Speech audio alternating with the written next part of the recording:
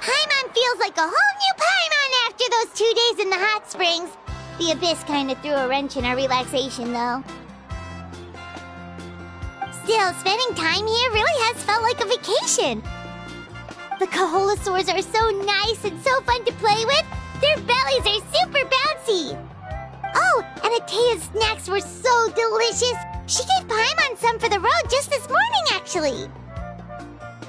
Yelling at some kids who got caught throwing stones in the hot springs, so not much has changed since we first met her. Hey, you guys. Sleep well last night? Yep, this area is so nice. Glad you like it. I was thinking of taking you guys out to do some sea fishing. Later tonight, we can eat whatever we catch. Fresh fish is absolutely delicious right off the grill. Hey, Mualani! Yeah?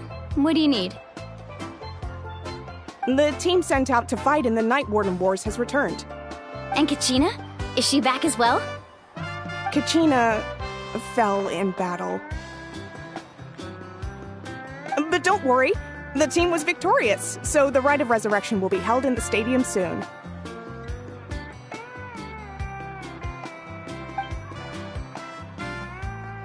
That's a relief. The Abyss is cunning, and it was her first time. Mistakes are bound to happen. Exactly. She deserves to hold her head up high. All right, thanks for letting me know. We'll head out in a bit. Jeez, she sounded a little anxious there. Had me thinking it was bad news for a moment. Mualani, you said the Abyss was cunning just now, but it seems like the Abyss just wants to destroy everything. Like, think about all those monsters that attacked your tribe. If there really was some sort of cunning plan, wouldn't it make more sense to send them to attack Kachina and her small team? Not that Paimon wants them to be in any more danger, it's just... Relax, I get it. The Abyss is difficult to understand, that's for sure. At a glance, it certainly seems like the only goal is total destruction.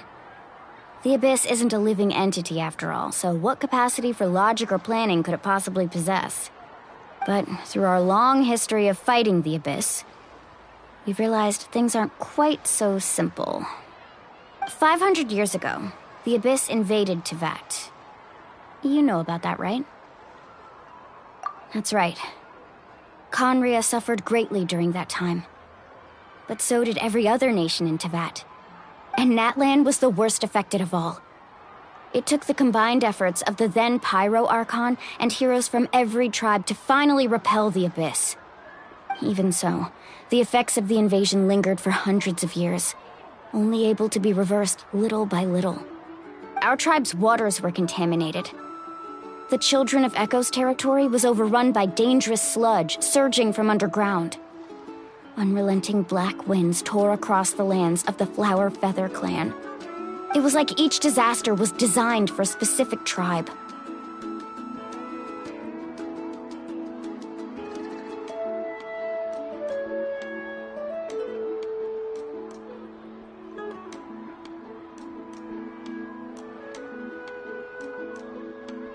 Exactly.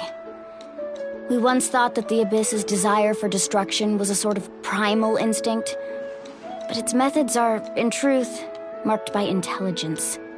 We now believe the Abyss has invaded the Night Kingdom, and has the capacity to read the memories of this land at any given moment.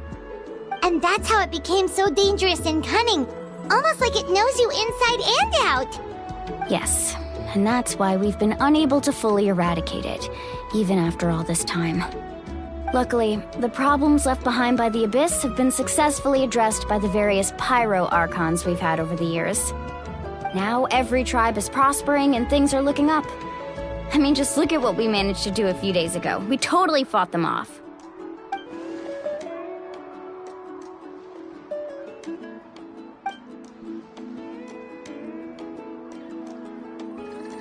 You must have had to sacrifice a lot to get to this point. Every battle, every sacrifice is in pursuit of a future where we get to stop fighting. Responsibility, duty, unavoidable burden. Everyone in Natlan views the war differently. But I believe we will be rid of the Abyss one day. And the efforts of all who fought against them will become a story for the ages. To think that my name could survive in ballads passed down to future generations, it's kind of romantic. Everyone has something that drives them forward, you know? We have to. Not only for ourselves, but for our future. Anyway, let's head to the stadium. Our fishing trip can wait until Kachina's back with us. The sea's not going anywhere.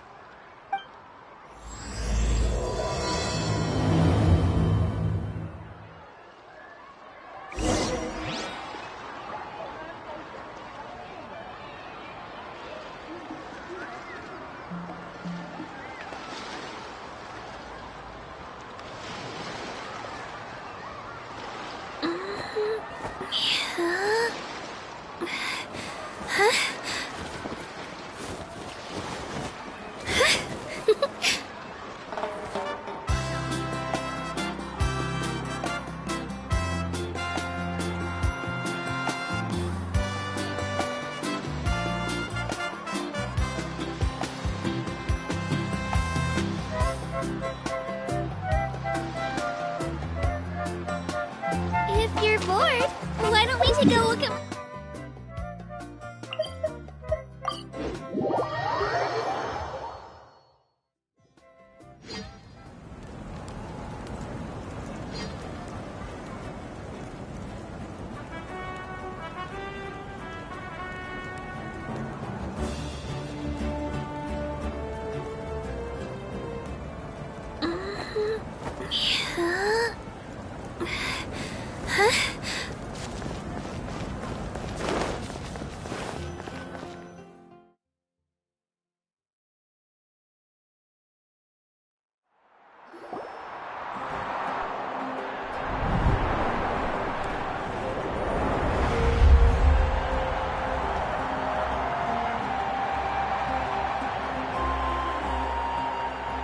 Whoa, this place is packed already!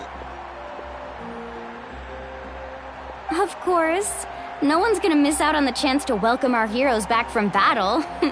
It's their moment of glory. Kachina's gonna be so flustered. She's never had this many eyes on her before.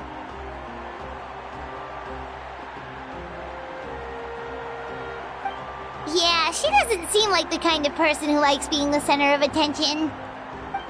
Looks like I'm just in time. Kinich, you're here! Yeah, a commission ran longer than expected, but I made it. I heard about the incident with your tribe, Mualani. Is everyone alright? Yeah, it's all taken care of. Our new friend here's got some tricks up her sleeve, by the way. She's just as strong as Kachina made her out to be. Hey, look! Is it about to start? That's right. Someone will come out and recite a eulogy, and then we'll sing the Ode of Resurrection together. Come on, let's find a spot with a good view. When the singing starts, just follow my lead and you'll be fine. Let's go somewhere higher up so Kachina can spot us.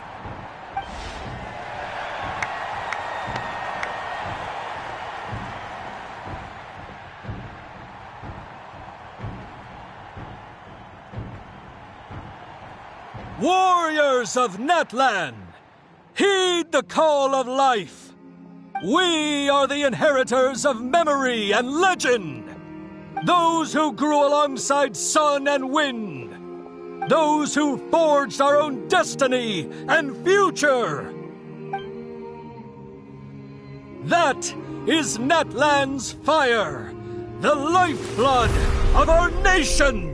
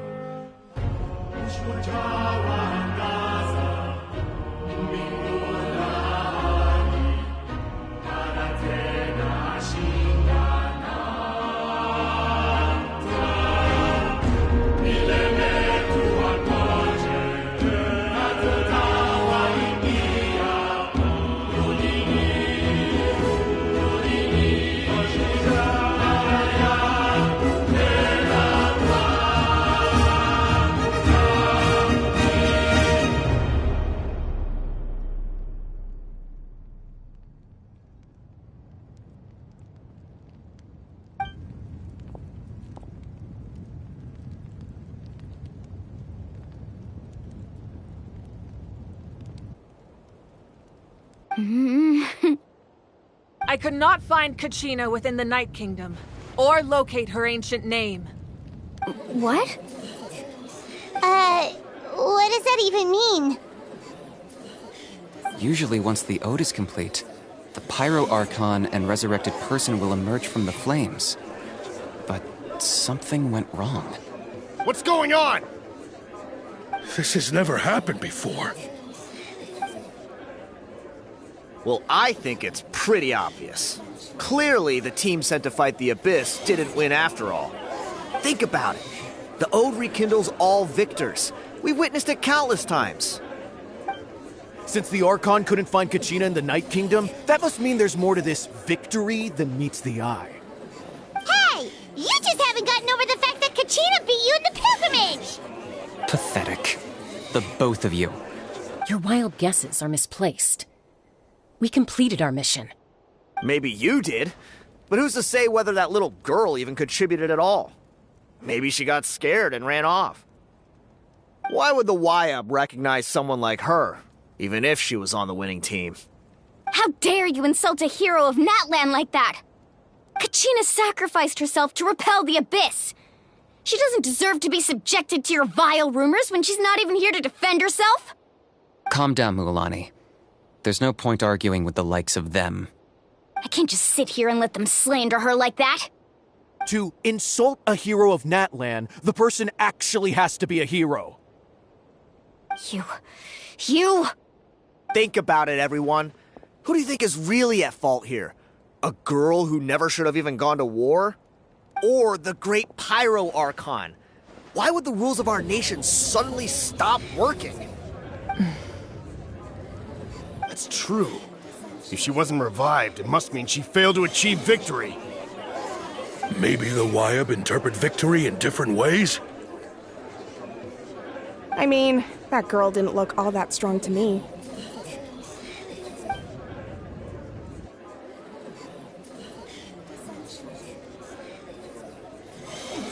Kachina wouldn't have run! That's not like her at all! No, she's been waiting for this moment for too long. No matter how daunting the situation, no matter how scared she might feel, she's always the first person to stand up and face it head on. We don't even know what happened, so don't you dare try to use this as an excuse to vent your anger or slander her reputation. Fine. We'll find out what happens soon enough. Then, we'll see who truly deserves glory. That's enough. There is no doubt about today's victory, or Kachina's part in it. She is a hero worthy of our admiration and celebration. However, the failure of today's ceremony is undeniable. Kachina has not been rekindled, and I offer you all my deepest apologies as I continue to investigate this matter. To prevent further casualties, I have decided to suspend the pilgrimage until this matter is resolved. What? No one is all-knowing. No one is infallible, not even myself. But doubt is a means by which we seek the truth, not a weapon we wield against others. I didn't mean it that way, Archon. I just... If there are things you wish to clarify, then ask me directly. Doubt my answer if you wish. But now's your chance. You have concerns? State them. No, of course not. Even though I have said nothing to change your mind, then it would seem the truth never mattered to you at all. That guy doesn't even have the courage to answer the Pyro Archon's question. So much for all that glory talk earlier. I have a question, Archon. My friend Kachina. Do you have any idea where she is? It's extremely important to me. I know you said you were investigating the situation, but I'm sorry, that's not enough. I've already shared everything I know. If you want to learn the truth and rescue your friend sooner, you should join the investigation. So, what do you say? Of course I'll join. In that case, come see me in the speaker's chamber. We should join them. Oh, and if it's not too much trouble, could you drop by as well, Traveler? I'd like to have a chat. Rest assured, everyone, I'll keep the tribal chiefs informed on the progress of the investigation. Once again, I apologize for the outcome of this ceremony. If there are no further questions, let's part for now. Did she just ask us to come along? I believe she did. Let's go. I'd like to know what's going on myself.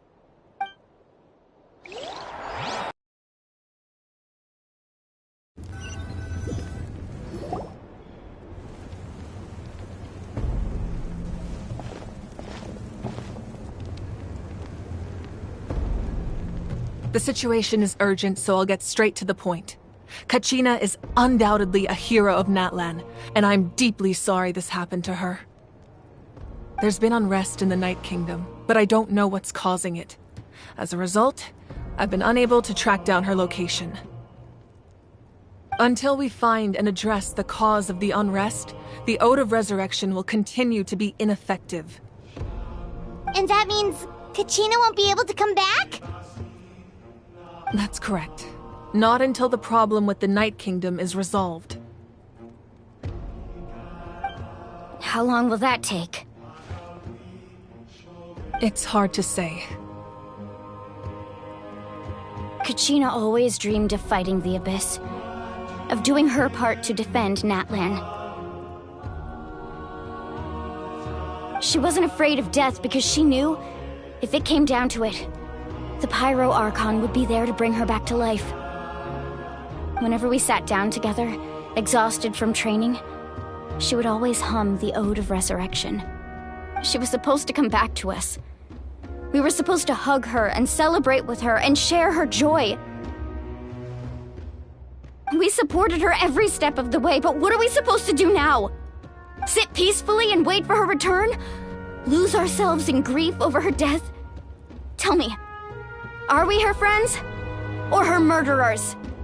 That's not fair, Mualani. It's all right. I understand your rage and your grief. Kachina's life means a great deal to me, Mualani. Believe me, I want to bring her back as soon as possible. I would give you that peace of mind if I could. But please, hear what I have to say so I can at least give you a broader picture of the issue we are now facing. Considering the recent attack on your tribe, I believe the Abyss has found a new means of undermining the rules of our nation. You mean... The Sacred Flame. The foundation of our resistance against the Abyss. If we continue to hold the pilgrimage and send teams to fight the Abyss, there will likely be more casualties. But if we stop altogether, the Sacred Flame will only grow weaker. The Abyss will scale up their attacks, and the tragedy we saw with the people of the Springs will only be the first of many.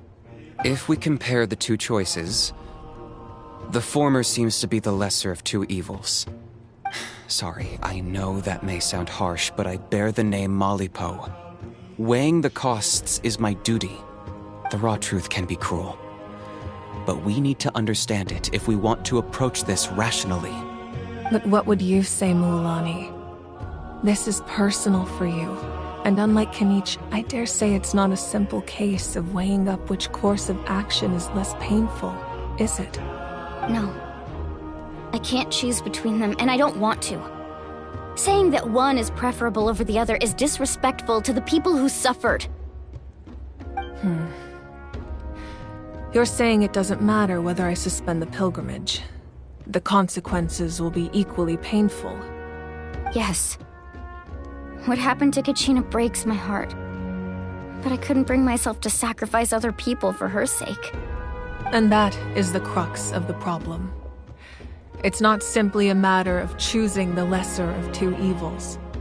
Either way, there will be people who suffer. And the end result will be the same. Belief in the pilgrimage will waver. Once doubt has crept in, the people will no longer unite in battle against the Abyss. And that is exactly what the Abyss wants. Their ultimate goal isn't to break the rules that make the Ode of Resurrection work. It's to destroy the people's faith in them.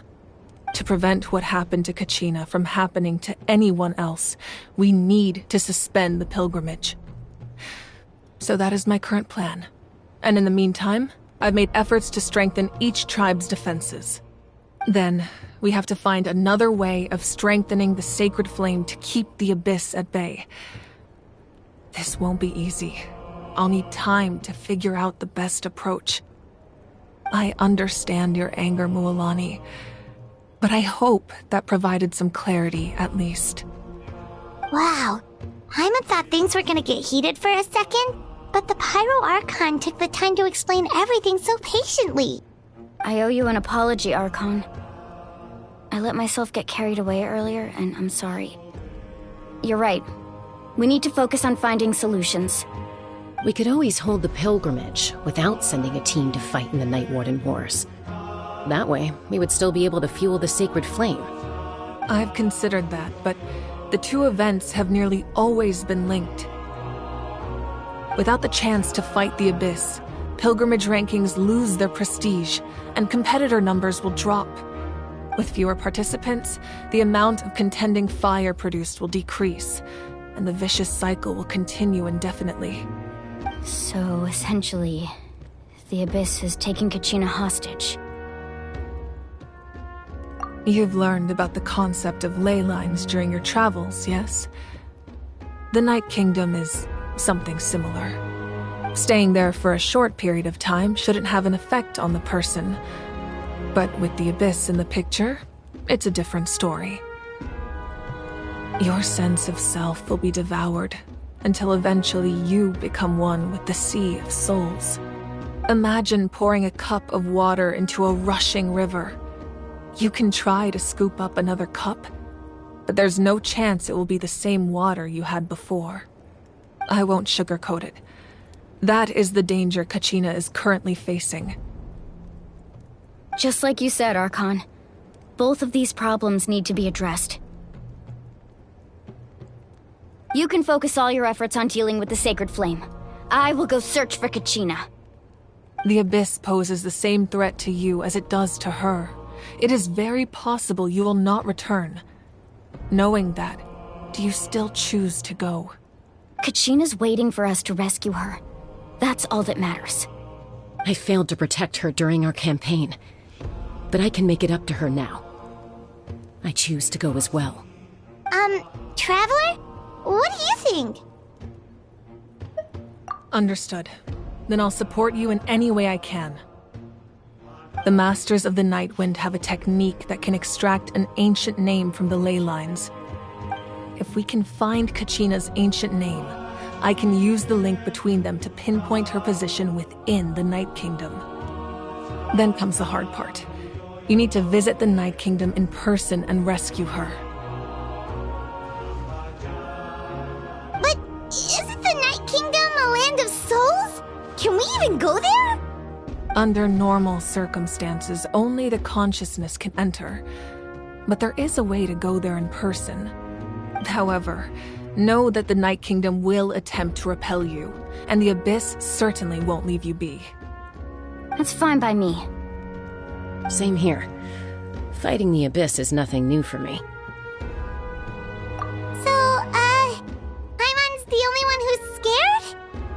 Well, if you're a going traveler, Paimon's going too. Citlali of the Masters of the Nightwind once created an artifact that can be used to communicate with the Wyab. We call it the Spirit Speaker Stone.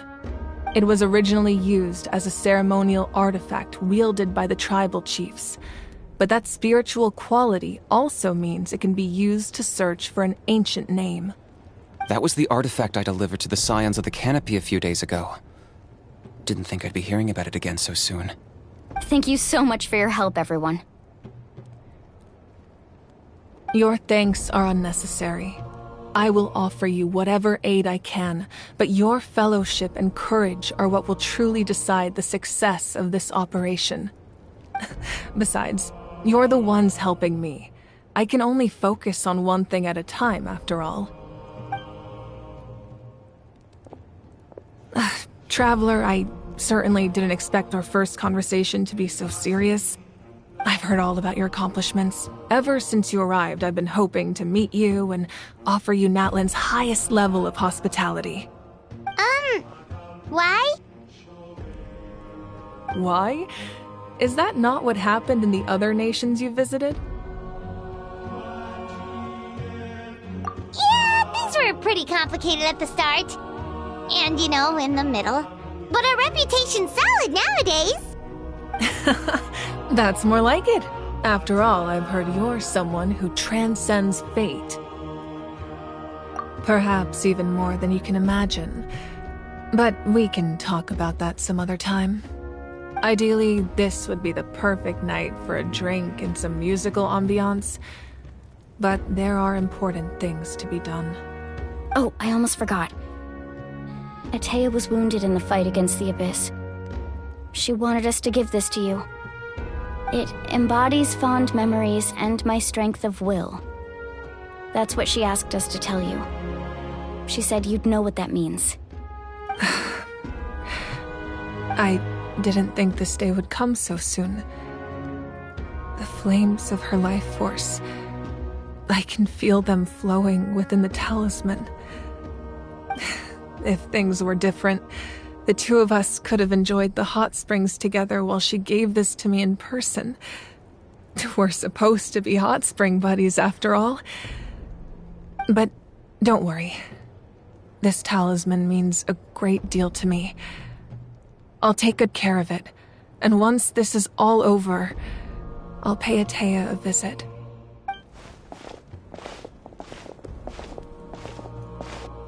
You said you didn't want to jeopardize the production of Contending Fire. But that's not at all why you decided to suspend the pilgrimage, is it? You're right. Even now, the production of Contending Fire is far from sufficient. The gradual corrosion caused by the Abyss has resulted in a massive shortage of pyro energy, and we're currently at the breaking point.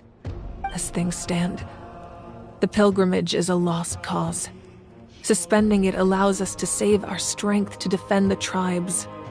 The Abyss has brought catastrophe to Natlan, and Kachina's disappearance in the Night Kingdom is a direct consequence of that.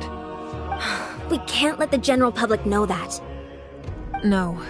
If the public learned that Natlan's destruction was close at hand, there would be immense panic.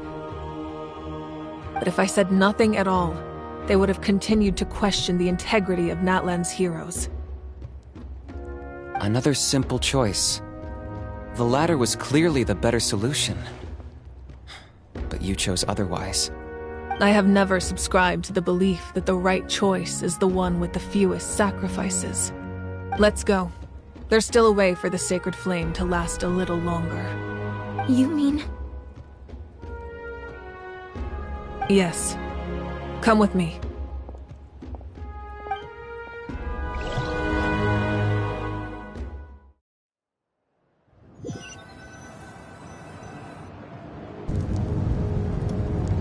The sacred flame must never go out. Not only does it strike fear in the abyss, but it's also the pillar of Natlan's stability. So until our heroes are ready, I will sacrifice my power to keep it burning. But that can only last so long. I think we should focus on the remaining ancient name bearers. Don't let desperation cloud your judgment. Those chosen by the Wayab have already embarked on their destined path. It is for them to decide how that journey ends, not us. All we can do is support them. Even so, for you to make this sacrifice, it's not right. If not me, then who? No other is capable of sustaining the sacred flame. I possess great strength, but I'm not above my people. This is part of my duty.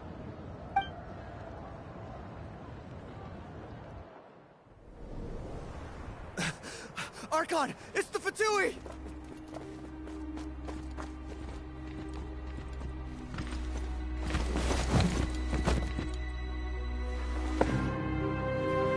The Archon of Natlan. A force to be reckoned with. The secret of the ley lines is no secret to me. Long have they been destined for ruin. And since the oath made 5 centuries ago remains unfulfilled, what use is the Gnosis in your hands? I don't know what you mean. But it sounds like this is about more than the Tsaritsa. In times of crisis, someone must pick up the mantle of salvation. Your plan has reached an impasse, and now it falls to me to create new rules for Natlan. But before the dawn of a new age, the old must be destroyed.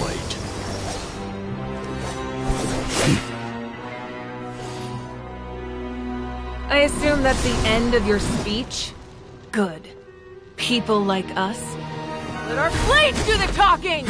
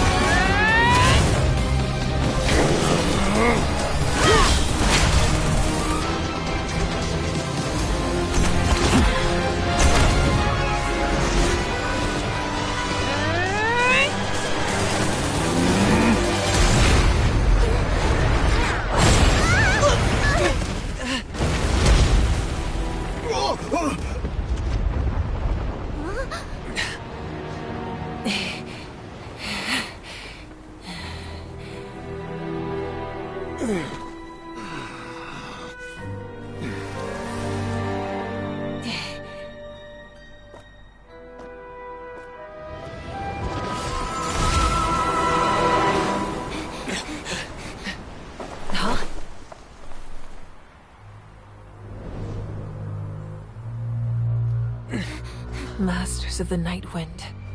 Send word! The captain and his followers must be apprehended.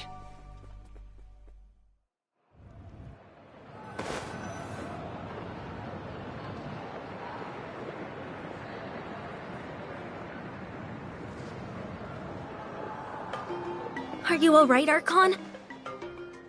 He was a formidable opponent. Exactly what I would expect from the first of the Fatui Harbingers. I never imagined someone could match you in combat. If the Tsaritsa sent him here, why would he bring up what happened 5 centuries ago? Yeah. And how much does he know about Natlan? The Harbingers are all driven by their own personal goals. The only purpose that unites them is collecting the Gnosis. But I'm sure the captain has his own reasons for being here as well. Whatever his motive, we should shift our focus to the Fatui. If they attack again, and we're not prepared, we're done for. No, we're running out of time. The wound I inflicted should hold him back and weaken him for the time being. Besides, I'm sure you noticed, the power that came to his rescue just now came from the Masters of the Nightwind. In other words, there are traitors among us. Not necessarily. This could prove to be a very valuable turn of events. When we exchanged final blows, I sensed an unusual presence within him. I'll need to investigate further. Kenichi, go to the Masters of the Nightwind and look into who could have aided the captain. Speak to Citlali. She should know. Of course, I'll head out right now. Do you still intend to... Yes, but fear not.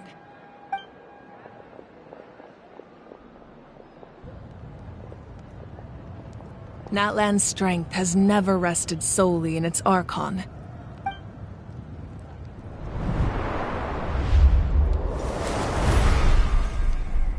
Together we foresaw the only path that leads to our nation's future. We must trust in that vision now.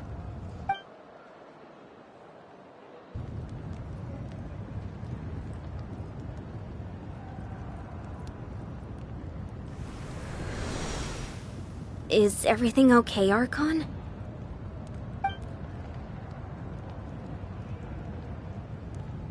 Completely fine. Just lamenting the fact that I never got a picture when I could still turn my hair into flames. Too late now. I just hope the others have a safe journey.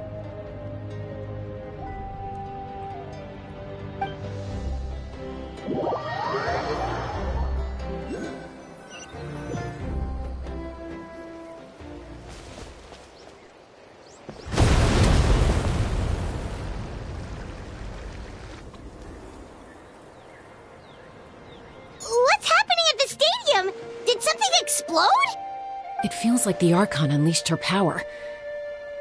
She must be fighting a formidable opponent. Should we go back and check what's going on? Have faith in the Archon. She wouldn't lose in a one-on-one confrontation. Once we find Kachina's ancient name, we'll head right back. Okay, let's just keep climbing. Paimon really hopes nothing goes wrong.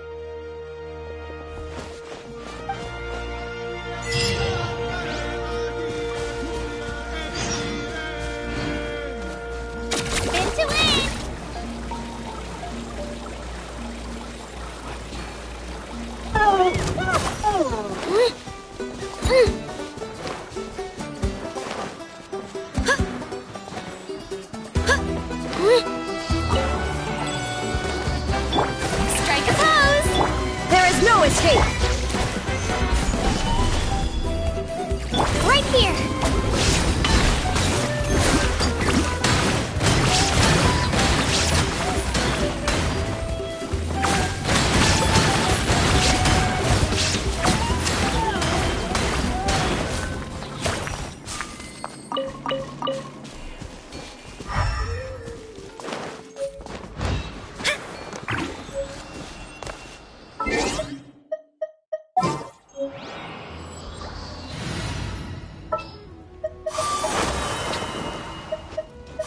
I trust you have packed ample...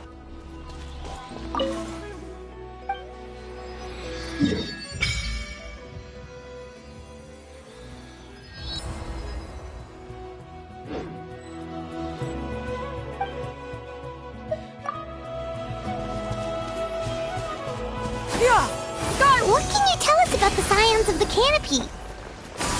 The Tramps people are very adventurous. kinda like us then.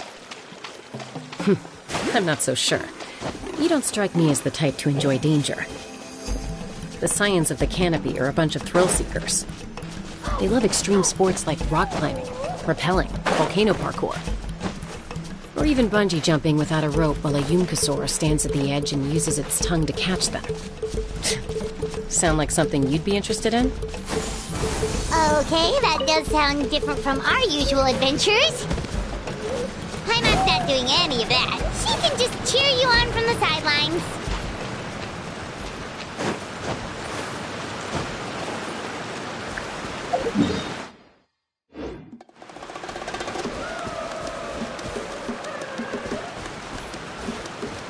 Yeah! Skyward! Scatter!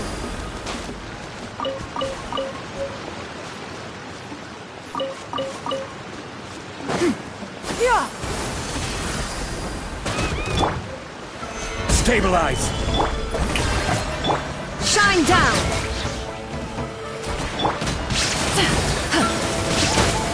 Scatter!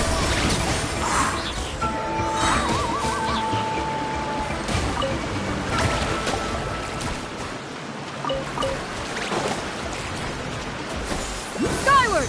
Scatter!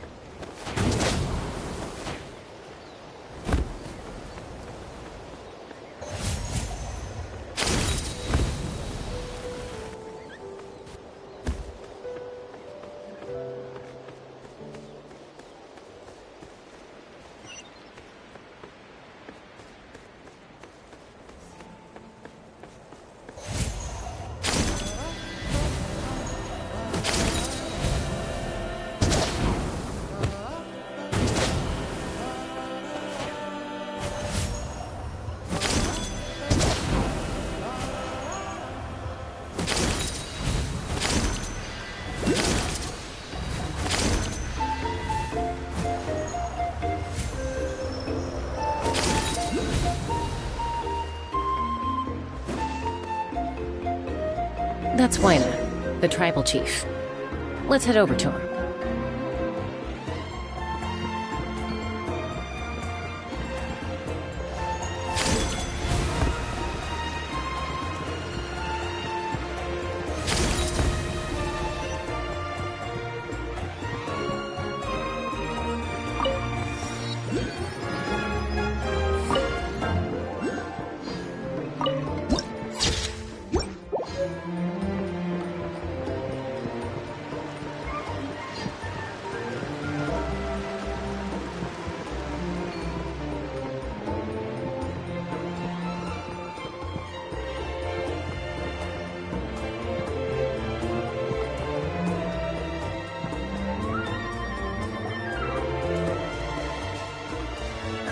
Chaska. Nice to see you again, Wyna. I'm afraid we don't have time for pleasantries, so I'll get right to it. We're here for the Spirit Speaker Stone. Whoa, hold on a second. At least tell me why you need it first. My friend Kachina is trapped within the Night Kingdom. We need the stone to find her ancient name and rescue her. Rescue her? From the Night Kingdom? That's right. I'm sorry, but someone needs to tell you what you don't want to hear.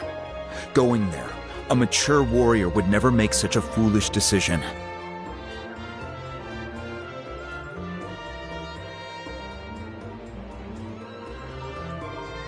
The nature of battle is unpredictable. You never know how it's going to end. Losing a friend is tragic, but when that happens, the best thing you can do is focus on how to prevent further casualties. I appreciate what you're trying to say, Chief Wyna. But if the price of maturity is abandoning a friend in need, I'll choose foolishness any day. If Kachina's still holding on, then so will I. I thought you might say that. Is something wrong, Wyna? This doesn't seem like you. Life isn't complete without taking risks. That's always been your mantra. It's nothing. The Night Kingdom is a dangerous place. Can't blame me for checking if you were up to the task.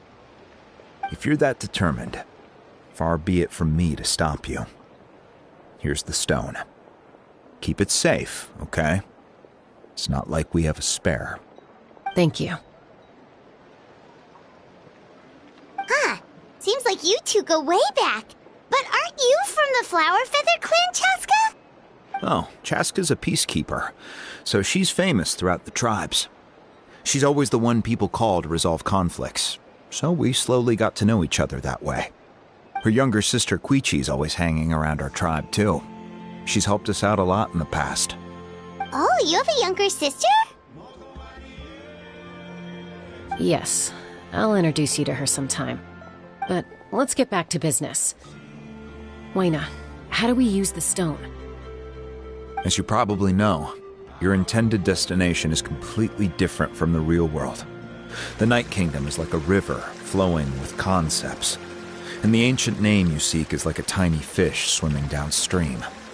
In that sense, the stone is like a fishing boat drifting down the river, but the boat alone isn't enough. You need a fisherman experienced enough to steer it in the right direction. We couldn't do that ourselves? With a little practice, I'm sure you could. You have the strength and the talent. If you want to make sure this works, though, I could recommend someone to you. Who? Vichama, a legendary warrior and scout from our tribe. He's got a keen eye and a well-honed intuition. Even his ancient name means to seek. If you're fishing for a name, you're gonna want him on the boat. Vichama? Why does that name sound familiar? He's one of Auntie Atea's hot spring buddies. I've heard stories about him. Where can we find him? Ever since Malco passed, he spends most of his time gazing out at the scenery from the cliff tops. Follow the path that way, and I'm sure you'll find him. Thank you. We'll go look for him there. Good luck. I hope everything goes well.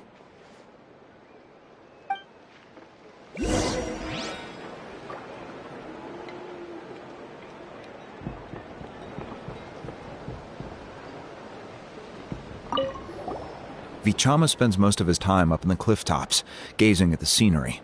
You should head over there and have a look.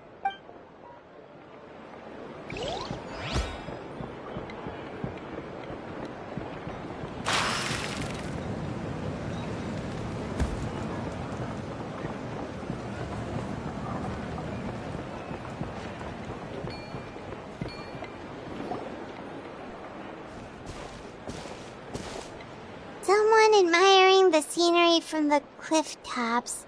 Ah! That must be him! Hello there, are you Vichama? That's me. Did you need something?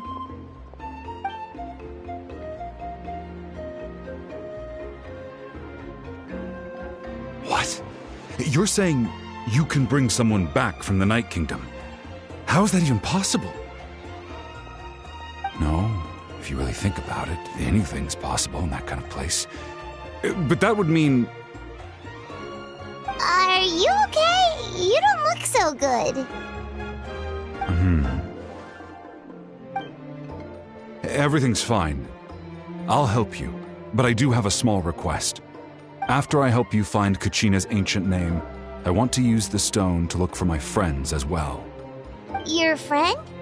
Oh, why not mention someone named Malco? Is that who you're talking about? Yes, but I'd rather not get into it if it's all the same to you. That's not a problem. We agree to your request. Yeah. Since you're helping us find Kachina's ancient name, it's only right that we return the favor. Then we're agreed. Can I have a look at the stone?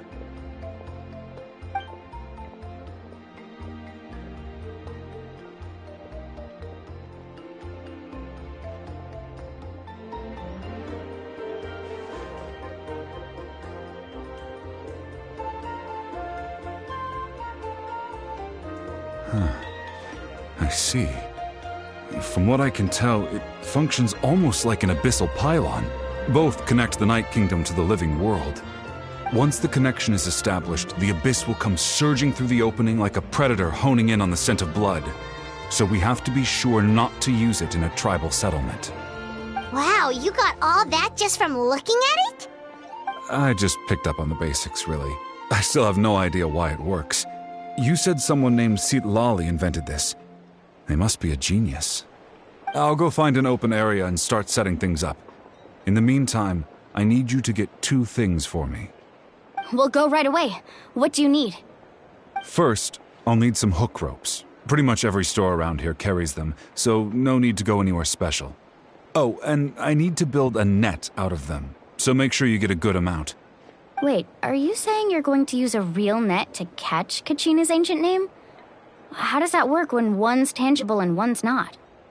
By creating something tangible in our world, like a net, we can create a connection to a corresponding concept in the Night Kingdom. Basically, I'm going to use the concept of a net to catch something equally intangible, an ancient name. Oh, I see. What about the second thing you needed? Right. I need 2 chunks of obsidian. Once we bring the ancient names into our world, we'll need a place to store them.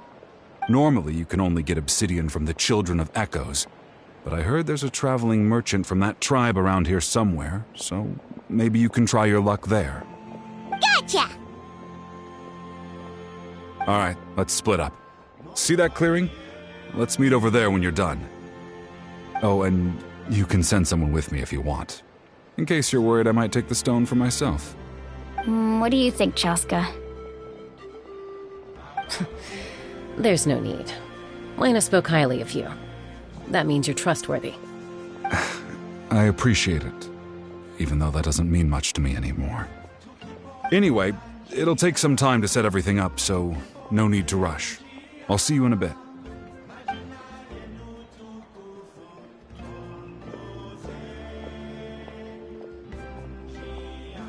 What an odd guy. He seems so defeated, but also really invested in the stone at the same time. I don't have any more insight than you, Paimon. Let's just focus on the preparations for now. Hang on, Kachina. We're coming for you.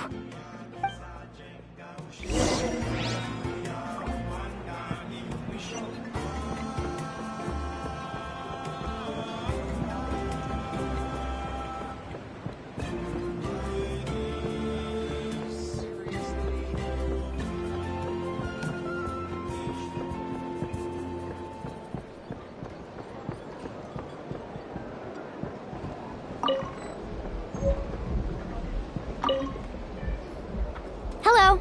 Do you have any hook ropes for sale? Hook ropes? As in rock climbing equipment? Yes. How much for your whole stock? Oh, the whole thing? Let me see. That would be 30,000 mora in total. Deal? Deal. Wait, really? What, you want me to drive down the price? We just need these as fast as possible, thanks. Oh, no problem at all. I'll even pass along some information on the house. These ropes are usually used by rock climbing enthusiasts. If you want to learn, Roka's the person you want to ask. All right, that's everything. Here you go. Now we need the obsidian. Let's go talk to the traveling merchant Bichama mentioned. Anything else I can get you?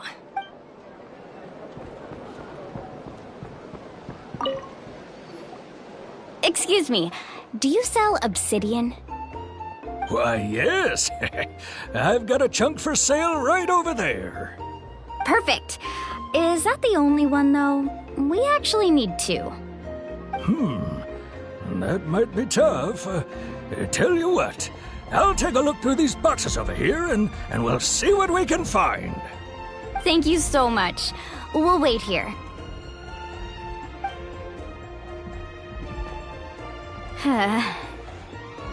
Relax. Everything's going according to plan. I know, it's just... I could tell Vichama feels the same way about his friend that I do about Kachina. I hope this chunk of obsidian isn't the only one. Kachina always carries all sorts of shiny stones with her. If I was the one trapped in the Night Kingdom, she'd have a whole pile of obsidian ready in a heartbeat. Well, would you look at that? I did bring an extra. Here you go, young lady. How does it look? Perfect! Thank you. How much do I owe you? If you hadn't shown up, these stones would have just sat here collecting dust. I'll take 3,000 mora for both. Here you go. By the way, I heard you mention Vichama just now. You running an errand for him, then? How's he doing? Malco's been gone for 5 years now.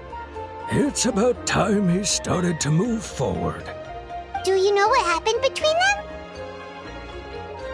I heard about it in passing while I was out drinking one night, but I don't know all the details. Bichama and Malco grew up together, and even made a name for themselves together. Malco was an amazing fighter, capable of knocking out multiple opponents in a single hit, while Vichama excelled at scouting and analyzing the battlefield. The two made an excellent team, and managed to beat back the Abyss several times. 5 years ago, they both emerged triumphant in the pilgrimage, and were placed on the same team to fight the Abyss. But on the eve of battle, the Abyss launched an attack on their tribe, and Bichama suffered an injury to his leg while attempting to rescue someone. Then what happened? The team agreed that he couldn't fight the Abyss in his condition. Vichama didn't argue. He knew going to the front lines with an injured leg would make him a burden in battle. So they raised the issue with the Pyro Archon, and she agreed to let him stay behind. It's just... Malco and the others ended up facing hordes of abyssal monsters in numbers that far exceeded anyone's expectations. The team made an error in judgment, and they fell to the onslaught. Vichama went into a deep depression after that. He blames himself for everything. Oh, you're not wrong. But it's possible he chooses to blame himself. Not because he did something wrong, but because he wasn't able to do anything at all. I've tried convincing him to move forward, to stop dwelling on the past. But the shadow of Malco's death hangs over him still.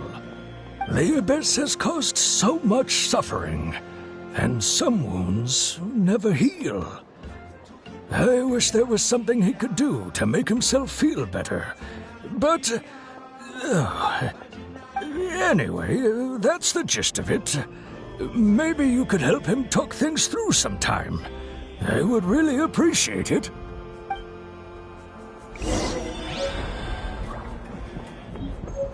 I hope Vichama can move past this whole thing soon. Whoosh! No one can catch me!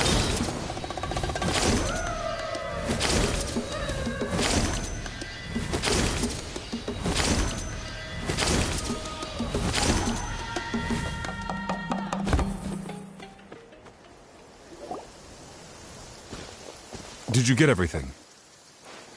Yep, it's all here. I've made all the necessary adjustments, so we're good to go. As agreed, I'll help you find Kachina's ancient name, and then you return the favor. Go ahead.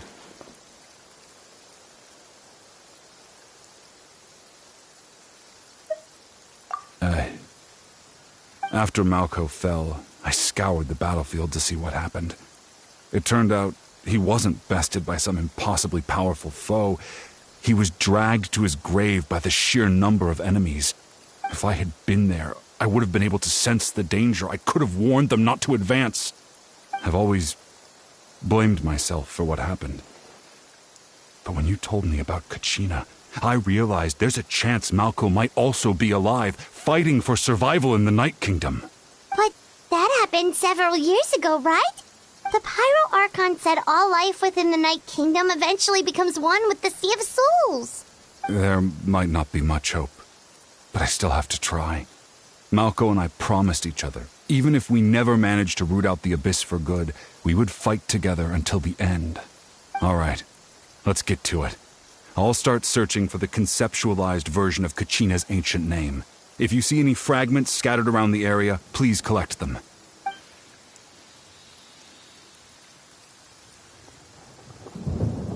Make sure you prepare yourselves for battle. As I said, the stone will link the mortal realm to the Night Kingdom. The Abyss will likely emerge in response. Look at that golden thing! It must be one of those fragments Vichama mentioned. Let's get closer!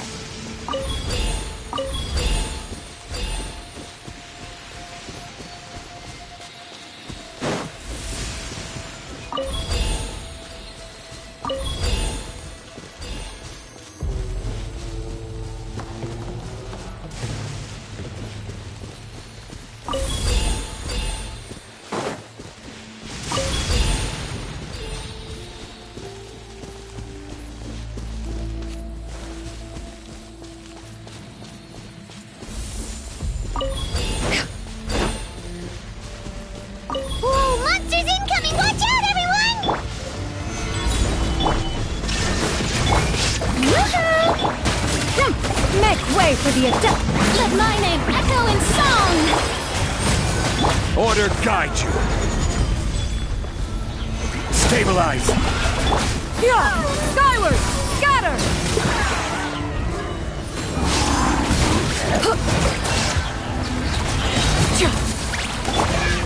Strike a pump! Illusion shattered! Time to sound! How much longer, Vichama? Not long! We're getting close!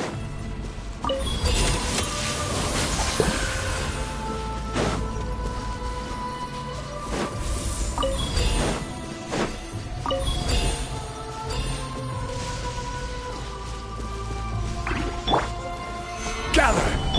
Shine down! Shower me with praise!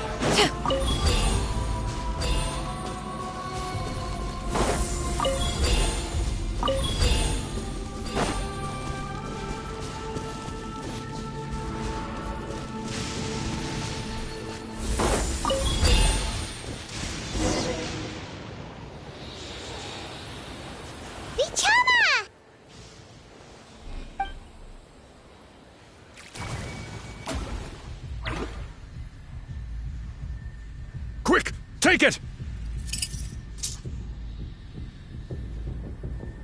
I found Kachina's ancient name. Hang in there, Malco. Just a little longer. Something's not right. The power of the Abyss is getting stronger. The Abyss is corroding his body. Vichama, you can't keep going. You'll die. I should have died 5 years ago. I just need a little more time. Please, I'm almost there.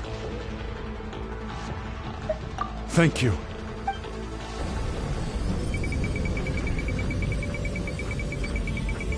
Whoa, watch out! The power of the Abyss is strong.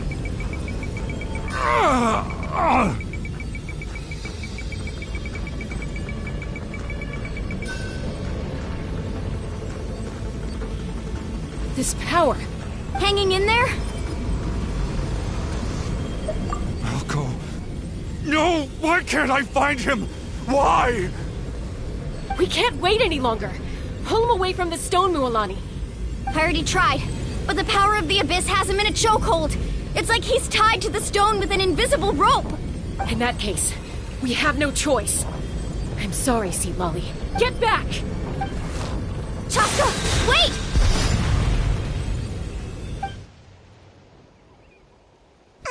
Ouch! What happened just now? It looked like the Spirit Speaker stone was... The stone's power was spiraling out of control. The only way to stop it was to destroy it. You were all caught in the shockwave of the explosion. You might feel dizzy for a while, but that's normal. Give us a heads up next time, will you? You're lucky we managed to dodge it in time. I thought I said to get back. Yeah, barely a second before you made it go poof. Not everyone has your reflexes, Chaska. We were this close to getting dragged into the explosion. Okay, I'll be more careful next time. At least Kachina's ancient name is still in one piece. Wait, where's Vichama? Vichama!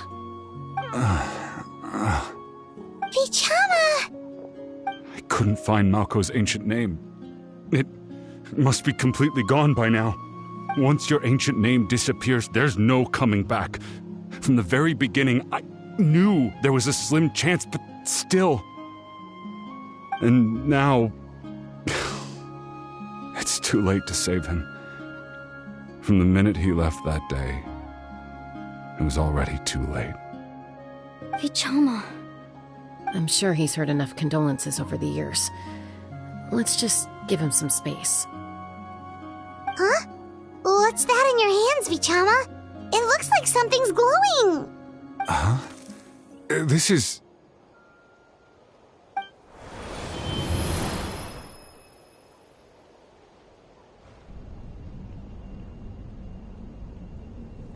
Hey, Malco. Got any strength left? Not enough to swing a sword, but to say a few last words? Sure. Too bad. No one will get to hear them.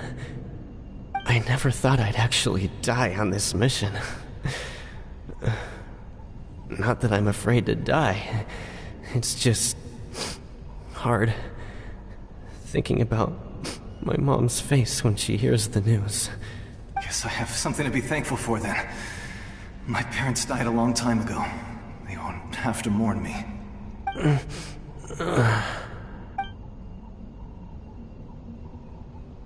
Pisak! Always had to beat me at everything, didn't you? Right to the end, you were never one for goodbyes. Maybe you're right. Maybe no one will get to hear our last words. But just in case... Vichama, I'm so glad you didn't come with us. Don't be sad. Just keep on living. For the both of us.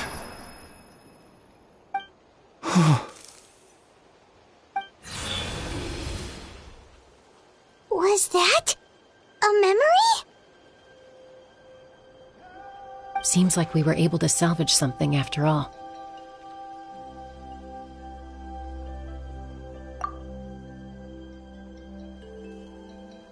Of course. Seeing him, hearing his voice again, it makes me unbelievably happy. But it also brings with it an even deeper pain. A deeper pain? Why?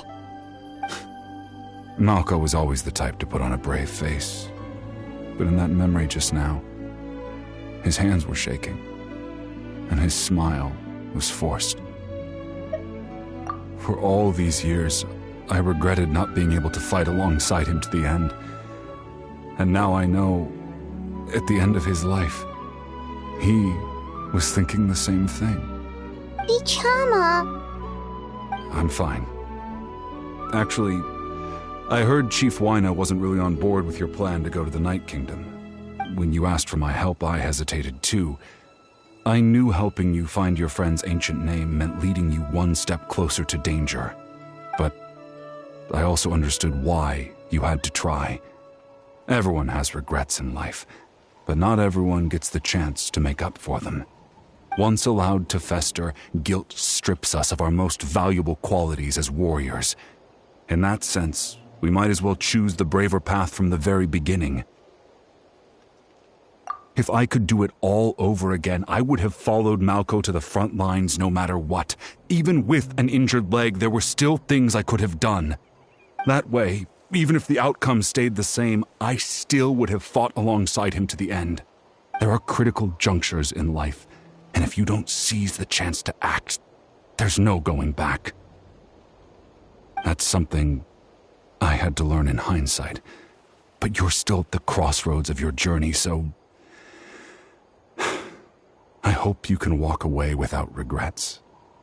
Thank you, Vichama. I feel even more determined now. Kachina will come back to us. I'll make sure of it. I promised I would find her, and I intend to keep that promise. That's good to hear. Strange. My body, it's... Once abyssal corrosion enters the body, a portion will fuse itself to your internal organs. Even though the Traveler possesses powers of purification, the corrosion can never be fully eradicated. Thanks to her, though, you are only briefly exposed. Slowing your breathing and controlling your emotion should help you keep the symptoms in check.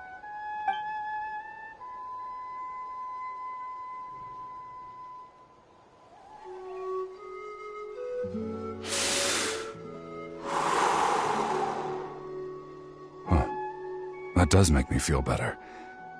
You seem very knowledgeable about all this. Just speaking from experience, that's all. Anyway, we've recovered Kachina's ancient name, so we're off to a great start. Let's get Vichama back to his tribe and tell Wyneth the good news. Oh, and apologize for destroying the Spirit Speaker Stone. We had no choice, though, so he'll probably understand. Right?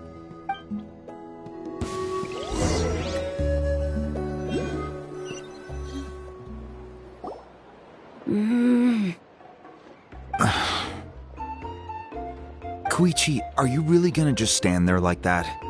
I don't know what you want from me. I think you know exactly what I'm trying to say, Uncle Wyna. I can hear it in your voice. Honestly, it's just one thing after another with you two. They're back. Koichi? What are you doing here? Don't play dumb with your own sister. You know exactly why I'm here. My apologies, everyone.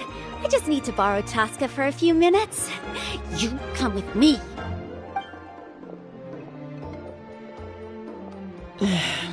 I'll be just a moment. Who is that? Koichi, Chaska's younger sister. Although the two aren't actually related by blood, it's kind of a long story.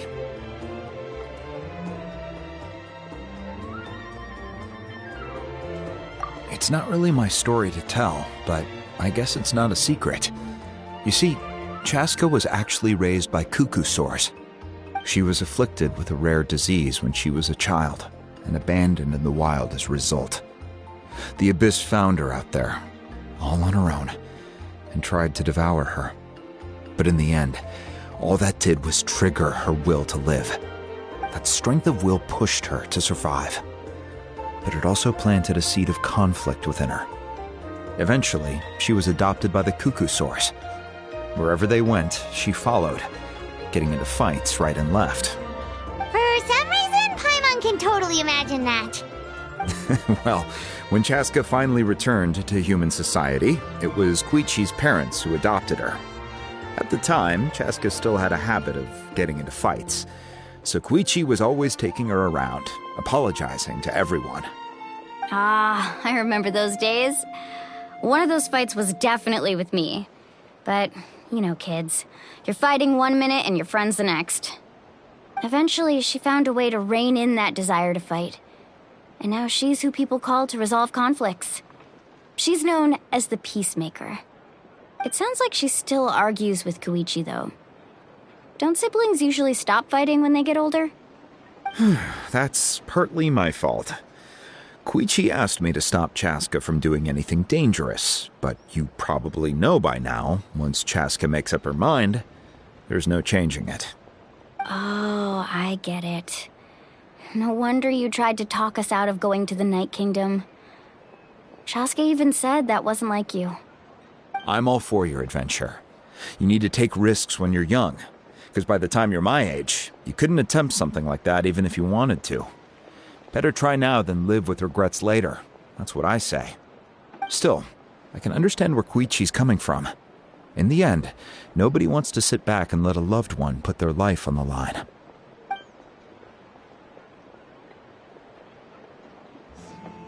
All right, it's just the two of us now. You have 1 minute to explain yourself. I don't have anything to say. You don't have to approve, but you should know I only do what's necessary. That attitude is exactly the problem. It's like you don't care. You try to sneak off to the Night Kingdom behind my back and then play it down as if it's just a trip abroad. Well, technically I am going abroad, right? Again with the excuses! We agreed, didn't we? There are 4 levels of danger. If it's not something urgent, you can only engage in level 2 danger and below. You can only go up to level 3 if a situation is so dire there's absolutely no alternative. But a trip to the Night Kingdom? If that's not a level 4, I don't know what is. And you were just going to sneak into the place without saying anything. What do you mean, sneak into the place? I always planned on walking in there with my head held high. You bought off Uncle Wina, didn't you? He promised me he'd stop you from doing anything dangerous. Oh, it's like he didn't even try. You feel like he went back on his word.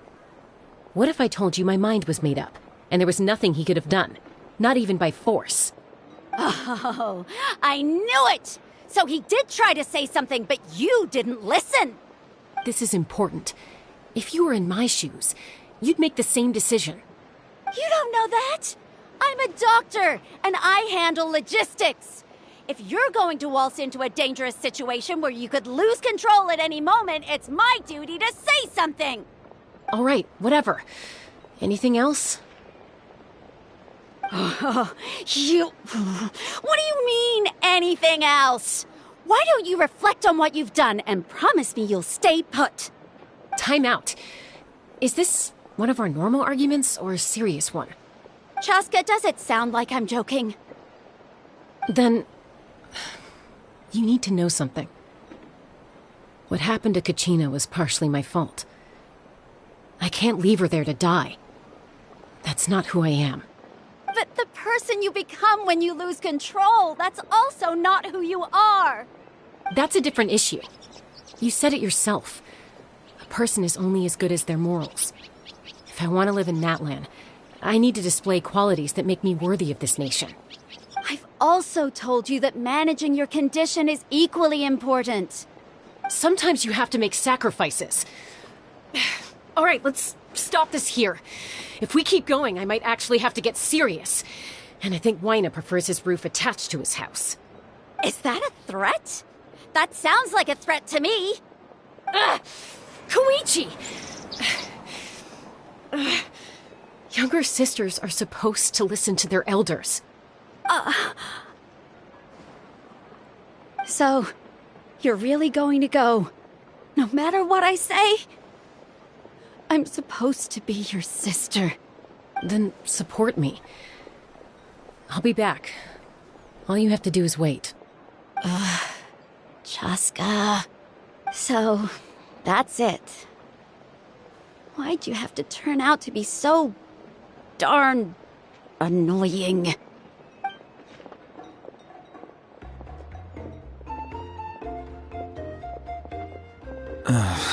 You two are something else. Something you wanted to say? I know you aren't related by blood, but you two sure are similar. Really? You know, I said that very thing to Koichi not too long ago, and she reacted the exact same way, down to the very tone of voice. It's not my place to get involved, but I will say this. Try to spend a little more time with your sister. You're tough kids.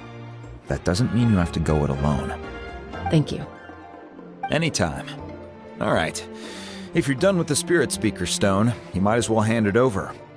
According to Kinich, it's an important ceremonial artifact, so it'd be safer to keep it with me. About that... If only Tone-Gift Bard was here, he could have repaired it just like the Holy Liar. It might be in a few more pieces than you remember. Huh?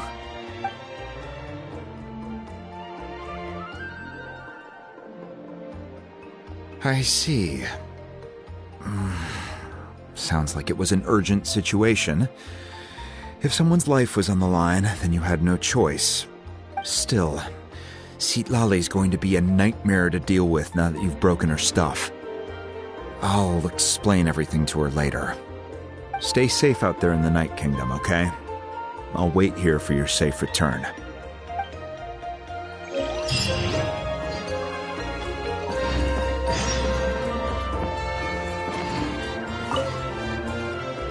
Try not to worry your families too much. After you get back, make sure to pay them a visit and let them know you're in one piece.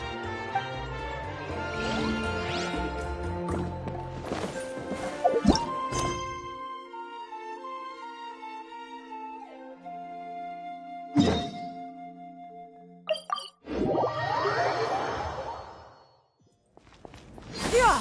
Skyward! Scatter!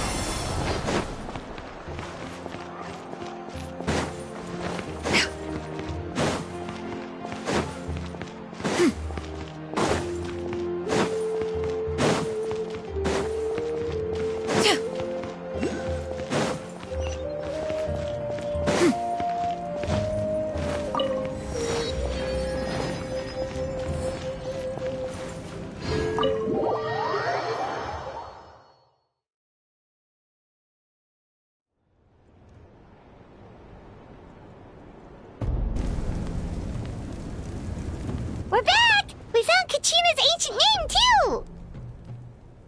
Well, it's fairly complicated. Let me give you the condensed version. The Fatui again? We can't go anywhere without them causing trouble. But what if the Fatui finds out you've lost your power? Won't they try to take advantage of the situation? That's why it has to be our little secret. No one else can know, or we're asking for trouble. Look, I wish I could offer you some sort of consolation, but I won't lie to you. With multiple factions closing in, there's nothing comforting about the situation we're facing. Still, all you need to do is focus on your goal. You can leave the complicated matters to me. I can also step in on the Pyro Archon's behalf. There's a limit to what I can accomplish, but I'll help you however I can.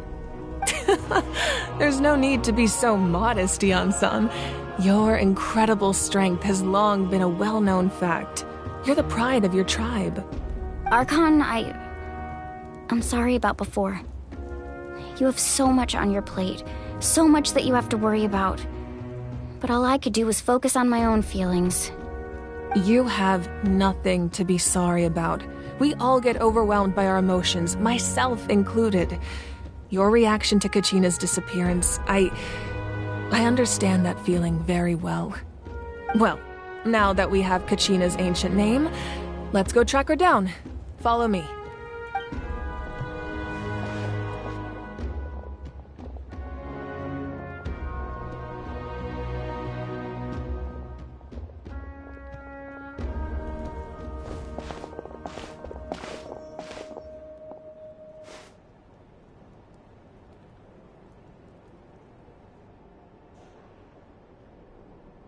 What is this place?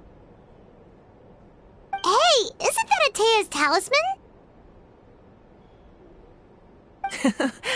Good eye. This is where I store all the various mementos I've collected. Whoa. I've never seen this place before. There's so many things in here. It looks like there are items from every tribe. Collecting them must have taken a lot of effort. I suppose you could think of it as a hobby of sorts. In Natlan, everyone grows up listening to the stories of heroes. And physical items do a far better job of preserving those stories than our own memory. Now, I still have some preparations to make for the ceremony, so feel free to take a look around in the meantime. If you're curious about an item, I'm more than willing to tell you about its origins. All right, we'll have a look.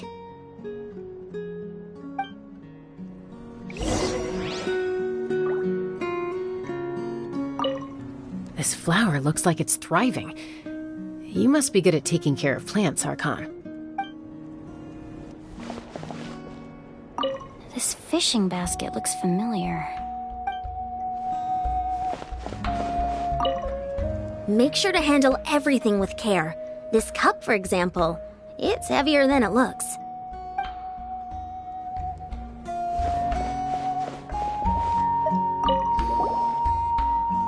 Hey, there's a fishing rod here. It must have belonged to the people of the springs. That's right. It belongs to a legendary fisherman named Matavaru. I have his entire set of fishing equipment, actually.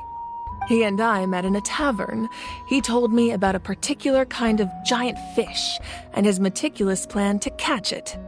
In his eyes, I saw a hunger and a strong fighting spirit.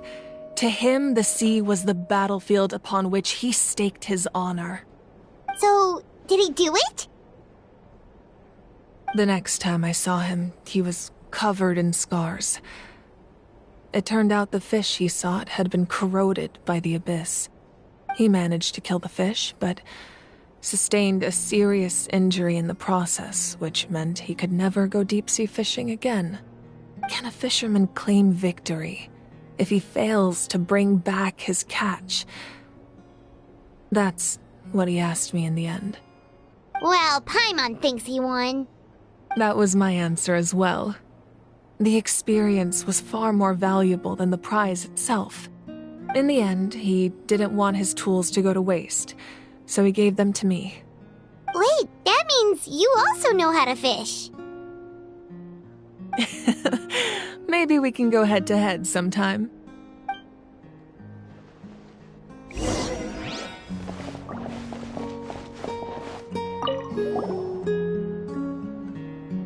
There are so many jars and potions around here. Do they have anything to do with alchemy? No, those belong to the Masters of the Nightwind.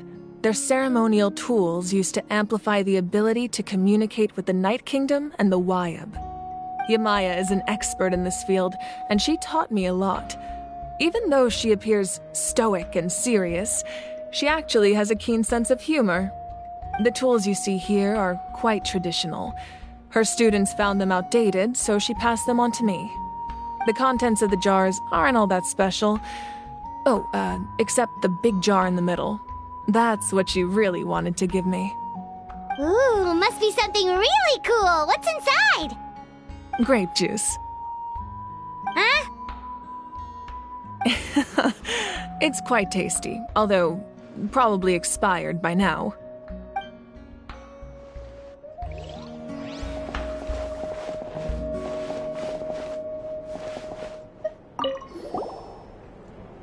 Whoa, that belt is bigger than Paimon's head! The Collective of Plenty are known for their bodybuilding competitions and contests of strength. This belt is a symbol of great honor within the tribe. The association with strength might also have been the reason the original belt was extremely heavy. It was difficult for even two people to lift. And even if a warrior had the strength to put it on, wearing it for any length of time would still leave them gasping for breath. Sounds like it. So the owner of the original belt, Kitera, commissioned a craftsman to make a copy identical in appearance but far lighter in weight. That is the belt you see before you. He would often wear this version when training in order to protect his waist. Or he made a lighter version so he could wear it all the time and show it off.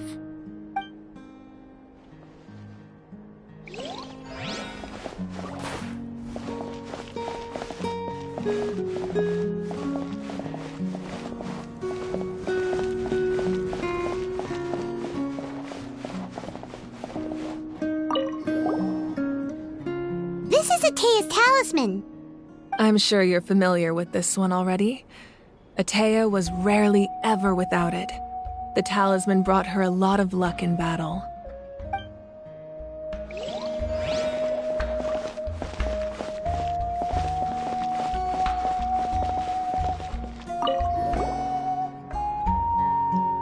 Whoa, this weapon is huge! Which tribe did it belong to? Ah, that weapon belonged to Tenoch, a hero from 500 years ago. Strictly speaking, he didn't belong to any single tribe. That's because even before the disaster with the Abyss broke out, he had already been exiled. Exiled? It was a punishment imposed out of necessity, but he accepted it all the same. He believed it was what he deserved. When the Abyss attacked, the tribes found themselves in urgent need of a powerful figure to lead them into the battle, and there was no one more courageous or resolute than him. He united the 6 tribes and accomplished great feats throughout the war. Ultimately, he perished, and because he had already lost his ancient name, the Ode of Resurrection was unable to bring him back. And so, he was laid to rest, alongside the countless warriors and civilians who lost their lives, buried in the soil of his native land. Wow, he sounds like a true hero. Indeed, even now his story is told throughout the land.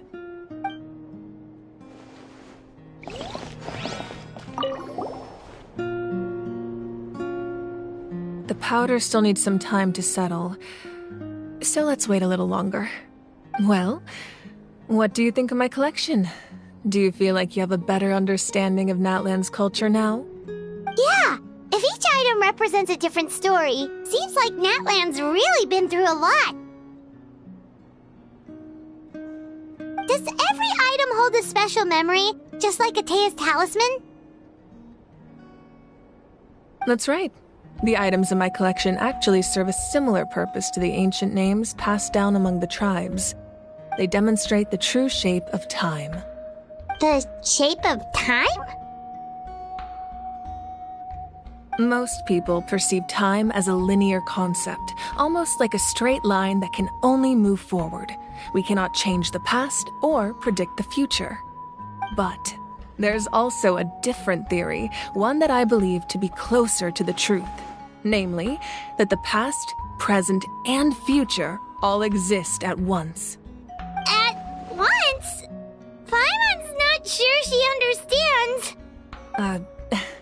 Let's say your journey ended right now. Thinking back on your experience in each nation, which one would you say was the most important?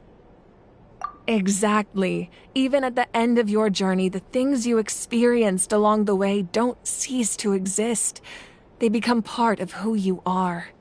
Take out a portion of that journey, and you would likely make very different decisions, and eventually arrive at a very different destination. The future is the same way. It exists even though it has yet to come to pass. We just lack the means to perceive it. Of course, there are those with the power to foresee the future. They simply call it by a different name. Fate. You're quite familiar with that concept, I would imagine. That does kinda make sense. The future hasn't happened, but already exists. Humanity excels at living in the present, but too often we forget the past and neglect the future. While the pilgrimage and the Night Warden Wars lead us to a better future. Only by uniting the people of Natlan across countless eras can we fight back against an enemy as formidable as the Abyss.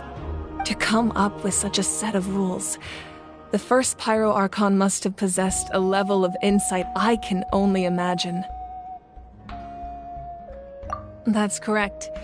At first, he was a mortal man with no special power. After he ascended to the divine throne, he used it to borrow power from the heavens and establish the rules of Natlan. Namely, a framework through which ordinary people can ascend to Archonhood. By holding the pilgrimage, we're able to determine the strongest among us. And when that person ascends to the divine throne, their inner flame will awaken. In addition, the sacred flame will grant them significant knowledge and memory of this land. After all, that's how I came to know everything I just told you. So, it all comes down to the power of the Divine Throne and the rules. Wait, is that a family portrait? Yes. That's my mother, father, younger sister, and the little saurians we raised. I turned a piece of my dad's leather armor into a canvas and commissioned a famous artist to paint our likeness. Your sister is so cute! It looks like the two of you are really close. Paimon was having a hard time thinking of an Archon as an ordinary person, but seeing this portrait, it kind of makes sense now. It really doesn't look like there was anything special about you before. Oh, wait, is Paimon allowed to say that? A little late for that question, don't you think? Sorry! Paimon's so sorry! Paimon's mouth works faster than her brain sometimes! It's all right. I'd never get upset over something like that. No matter what others may say, my past is a precious part of my identity. I'm forever proud of the life I used to lead. Becoming the Archon doesn't mean you sever ties with your family. The position just comes with a lot of responsibilities, so it impacts how often you get to see them. My father made the most delicious stew, so my sister would often bring me a large pot of his cooking, and we would sit on a blanket and eat it together. One time, we didn't close the door securely, and the saurians we were raising ran into the room and knocked over the entire pot. My sister immediately burst into tears. The two troublemakers were going for the meat, but when they saw my sister's distress, they froze on the spot. I still remember the way they laid there, sulking like a pair of children, even after making such a mess. It was frustrating, but in the end, all I could do was comfort my sister and move on. Wow. Isn't that what being a family is all about? I think about that story a lot, actually. As the Archon, I made a vow to defend this nation, and experiences like that, they remind me exactly what I'm trying to protect. Well, what happened after that? This portrait looks pretty old. Your sister must be all grown up by now, right? I believe she ended up working as an architect and artist. She built many houses and crafted many beautiful works of art. Anyway, that's enough about me. Now that the powder is settled, we can begin. Ian-san, Mulani, Chaska, over here, please. Place the ancient name up there, and then we'll begin.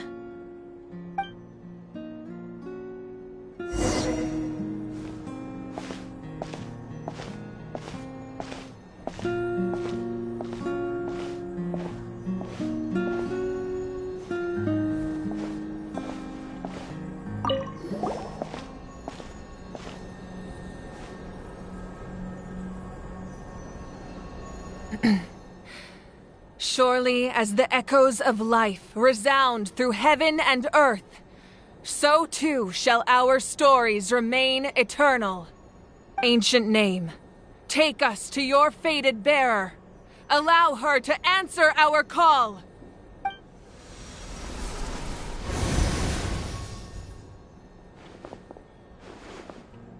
Am I hallucinating again? Kachina! Are you okay? Huh? I'm not seeing things, am I? Is the Abyss playing tricks on me again? It's okay, Kachina. It's just us. We're trying to find a way to bring you back. Everyone, you have to listen to me.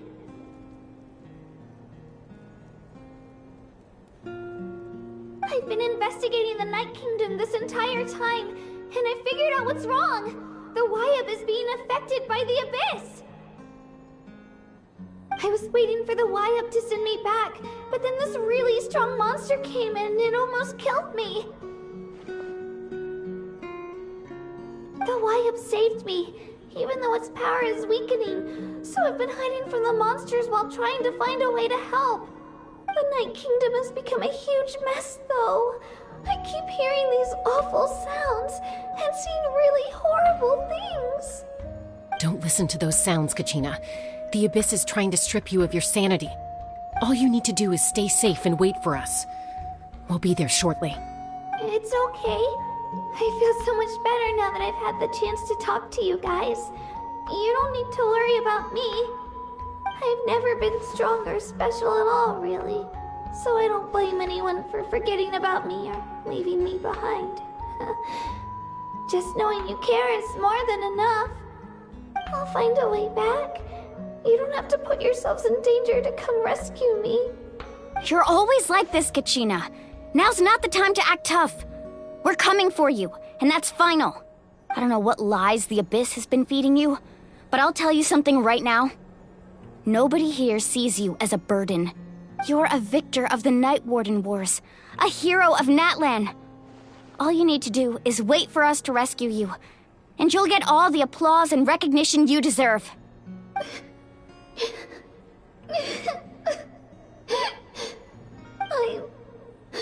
I'm really scared.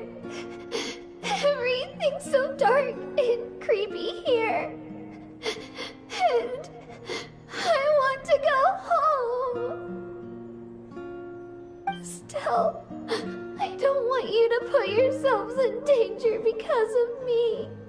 I don't want to hold anyone back ever again. All you need to do is place your trust in us, just like you always have. No one fights alone. We're not leaving you behind. Not ever. Yeah, we're so close, we can't call it quits now!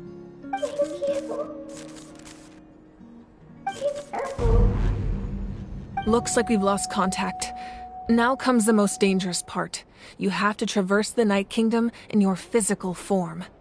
This entrance to the Night Kingdom was left behind after an abyssal invasion. Even a brief amount of time inside could expose you to corrosion. I know. I'm prepared for that possibility. All right. Then I wish you all the best. I'll tell Koichi to be ready just in case. She's very experienced in dealing with abyssal corruption. That face you just made. Don't tell me you two got into another argument. No, I just feel bad for creating more work for her. I'll go with them too, Archon. The more people, stronger the party. Thank you so much for your help, everyone. It really means a lot that you're willing to brave these dangers with me. There's no time to lose, so let's get going. Now that I've lost my power, I won't be able to provide much practical support. But I can still keep an eye on the situation from here. Eon-san, I know it's unlikely, but if you encounter a situation you can't handle... That won't happen. I hope not.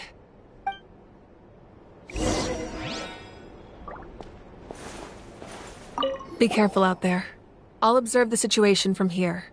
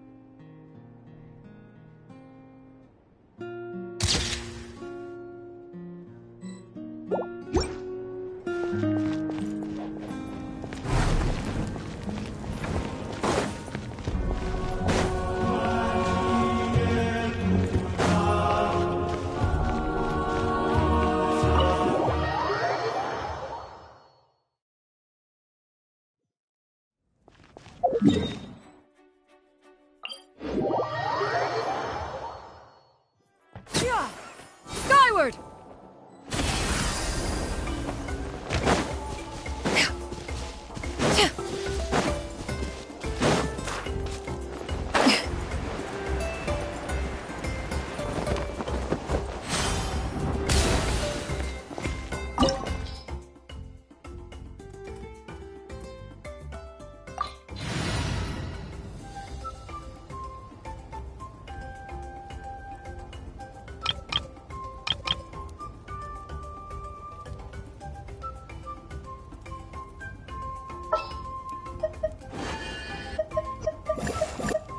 No need to fret.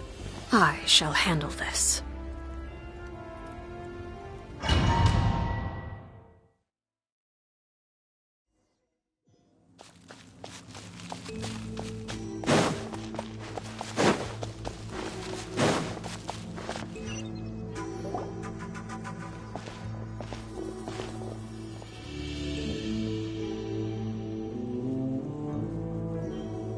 So we're underneath Natlan right now?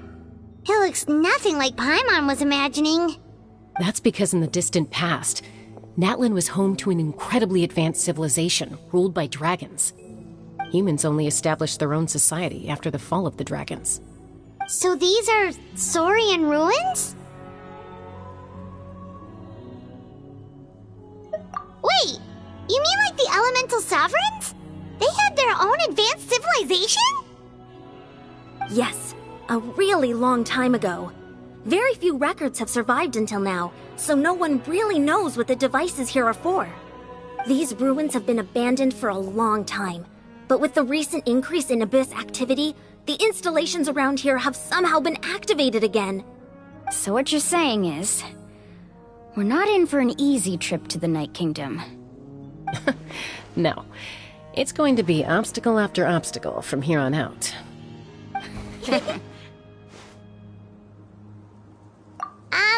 Why are you all laughing like that? It's creeping Paimon out. It's the pre-adventure excitement kicking in, right guys? Of course. I'm eager to get started. Then let's go. We won't let anything stand in our way.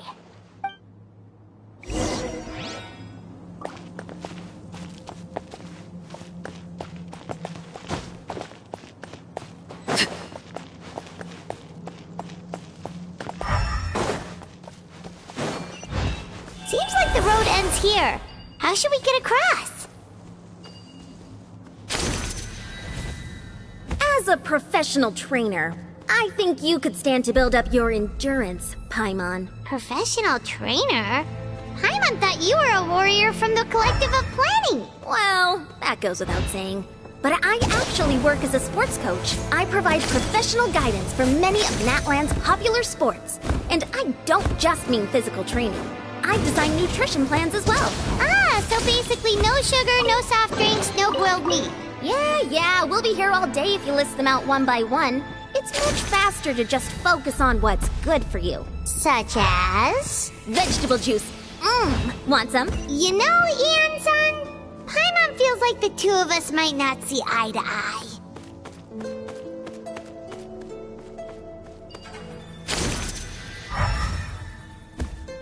Those guys look familiar. We've fought them before. Let's go. Show no mercy.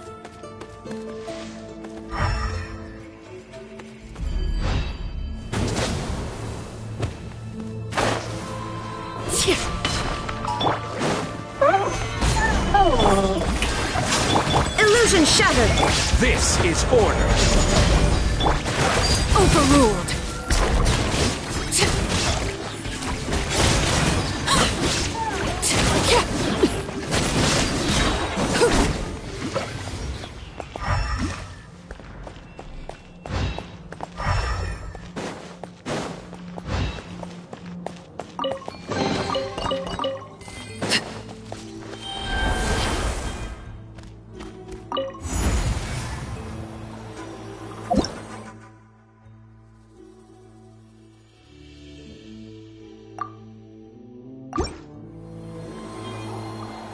Whoa, the place we need to go seems really high up.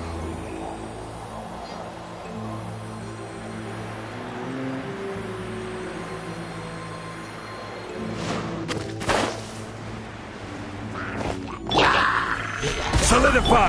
Yoo-hoo! Let my name echo in song! Shine down! Transfixed!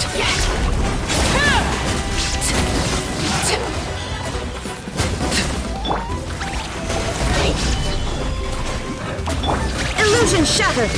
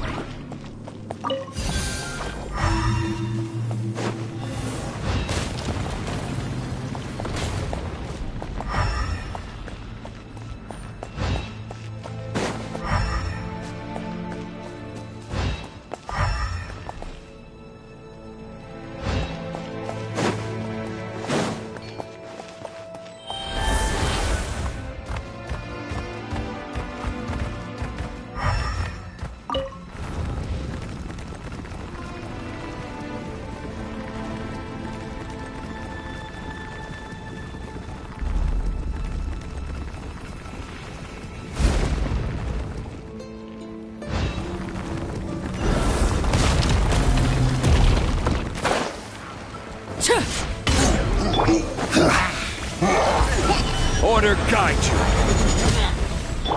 Strike a pose! Shine down!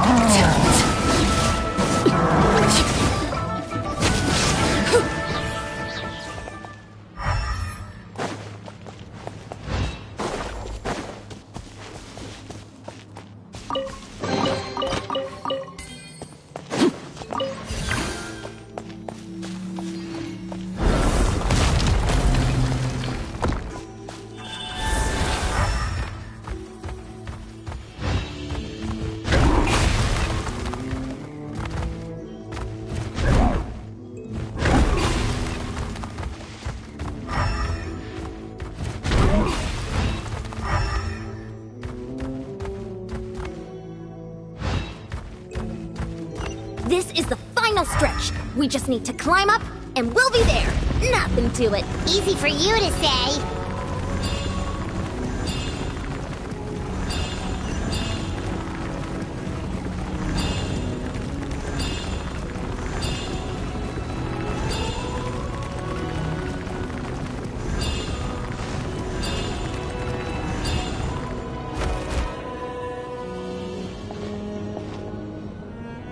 This must be the entrance the Pyro Archon told us about. The one ripped open by the Abyss. Yes. There's something in the depths of this place that feels familiar, yet also foreign. We actually have to go in there? Okay, Paimon just needs to psych herself up. Don't push her through before she's ready.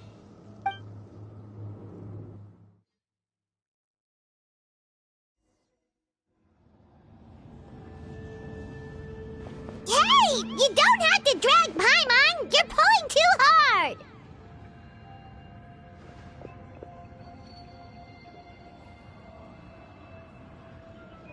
Looks like we made it. This is the Night Kingdom.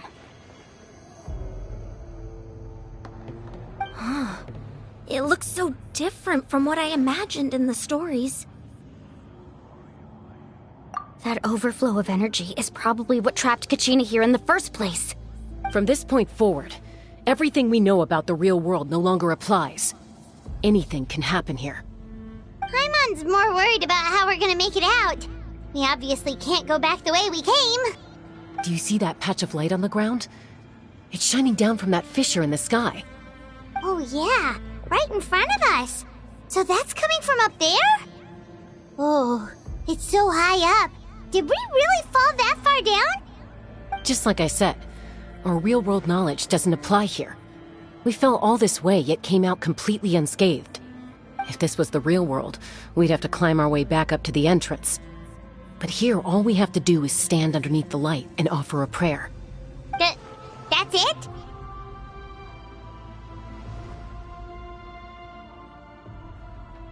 You really think that little of Paimon? That's not even why Paimon asked! So that means all we need to do is find Kachina and bring her to this location. Exactly.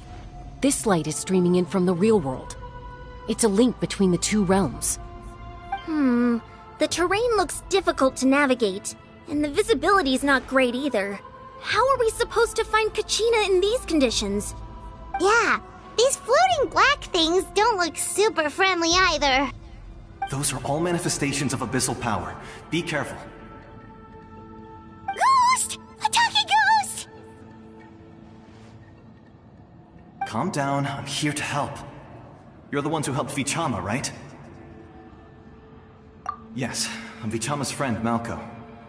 I was completely lost to this realm until I sensed a mysterious power calling out to me. It's like it was seeking me out, attempting to reassemble the pieces of who I used to be. Of course, it could only do so much. I'm sorry I can only appear before you in this imperfect form. No, we should be the ones apologizing. If the Spirit Speaker's stone hadn't become corrupted by the Abyss, we could have done much more. But we had to destroy it. Otherwise, Vichama and his tribe would have been in danger. Of course. Thank you for protecting him. I never imagined that Even after all these years, he'd still take such a risk for me. Under the power of the stone, it felt like our souls were connected. Turns out even our regrets were exactly the same. Whether in triumph or death, you want your best friend by your side. Exactly. That may not be in the cards for us, but it's not too late for you.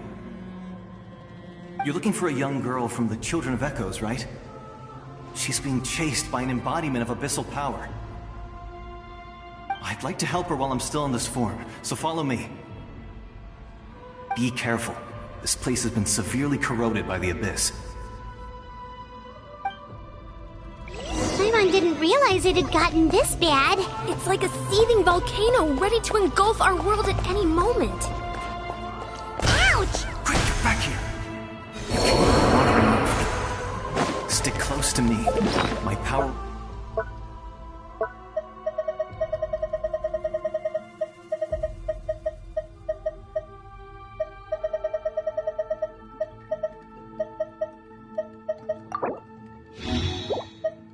be able to ward off attacks for the time being.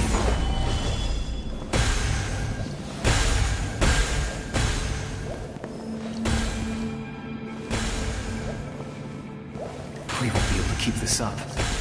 Let's try another route. This way.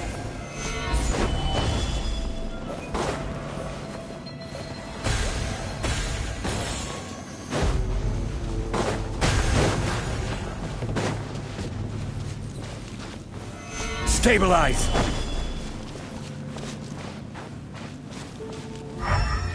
Not good. More monsters. We shouldn't waste our time on them. Inazuma shines eternal!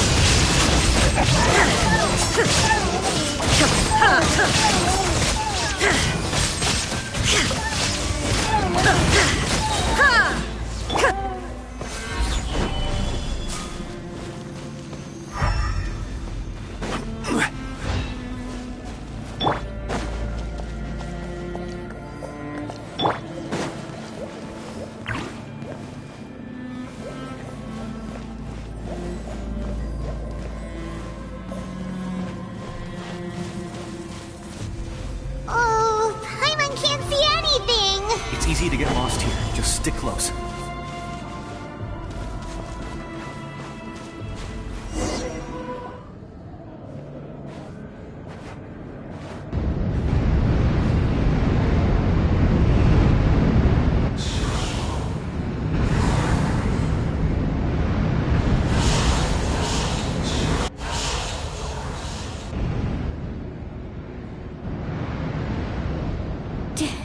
Did you hear that? What? Never mind. It was probably just my imagination. Don't scare Paimon like that! I heard it too. It was a voice from the Abyss. What did it say? Doesn't matter. It certainly doesn't harbor good intentions.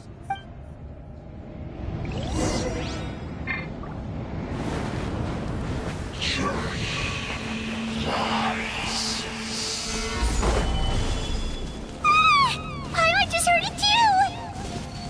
Let's keep going. Paimon wants to get out of this place!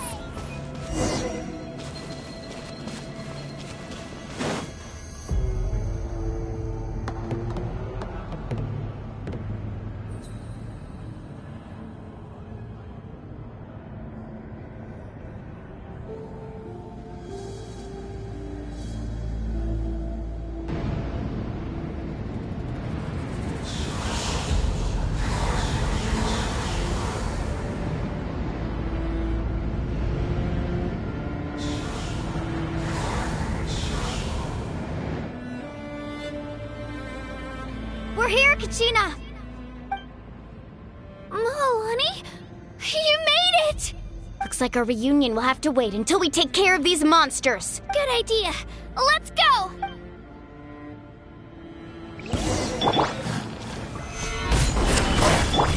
Strike a pose! Let the world collide! Shine down! This is order. Now you shall perish!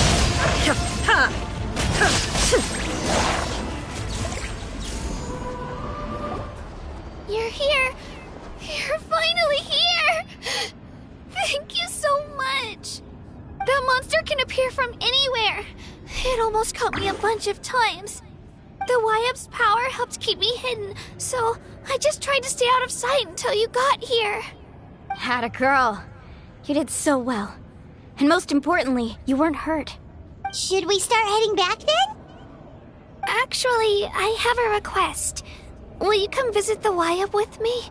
I can't exactly put it into words, but something's wrong with the Ode of Resurrection. And I know it has something to do with the contamination from the Abyss. That was the Pyro Archon's theory as well. Everything we've seen here certainly seems to back it up. In the Night Kingdom, there are 6 main totem poles representing the Wyab of each tribe. You can think of them like the body of each Wyab. Additional totem poles, like the ones around here, serve as proxies to which the Wyab can extend their consciousness. There are countless proxies scattered around the Night Kingdom. Through them, the Wyab can extend their consciousness over the entire realm and track down souls no matter where they roam. But if a proxy were to become severely contaminated, then a soul could become lost within the Night Kingdom. Judging by the current situation, I don't think we're dealing with just one contaminated proxy. Even if we could drive back the abyssal power from one of them, that probably wouldn't even put a dent in the problem. Still, we can't just leave the Wyab to suffer. It's protected me this whole time. I agree. We might even manage to draw out the monster that's been hunting Kachina. Getting rid of the monster might slow down the deterioration of the Night Kingdom. Kachina? What's wrong? Nothing. Just a headache. And that voice again, telling me to abandon the Wyab and leave this place. Maybe we really should leave. Kachina's already been here for too long. No, I'm fine. I don't plan on listening to that nonsense. I can hold on. Just up ahead. I'll lead the way. Besides, I can still fight, so please, help me out a little longer. Listen to me, Kachina. We'll come with you, but that's because we want to help the Wyab, not because we have something to prove. You don't have anything to prove either. It's okay if you reach your limit. We'll be there for you. All right. The sooner we get this done, the better. We've already come all this way, so we might as well try to get to the bottom of this. Let's go. This way. I'll stay here and try to stall the Abyss monster. All by yourself? That's too dangerous. It's all right. I may not be as strong as that monster, but I'm definitely more familiar with the area. Besides, I don't have much time left. If you're anything like my friend, I'm sure you're not particularly fond of goodbyes. So go. Achieve your goal, and return to the world where you belong. Thank you for everything. You're a true hero. Thank you. No one fights alone.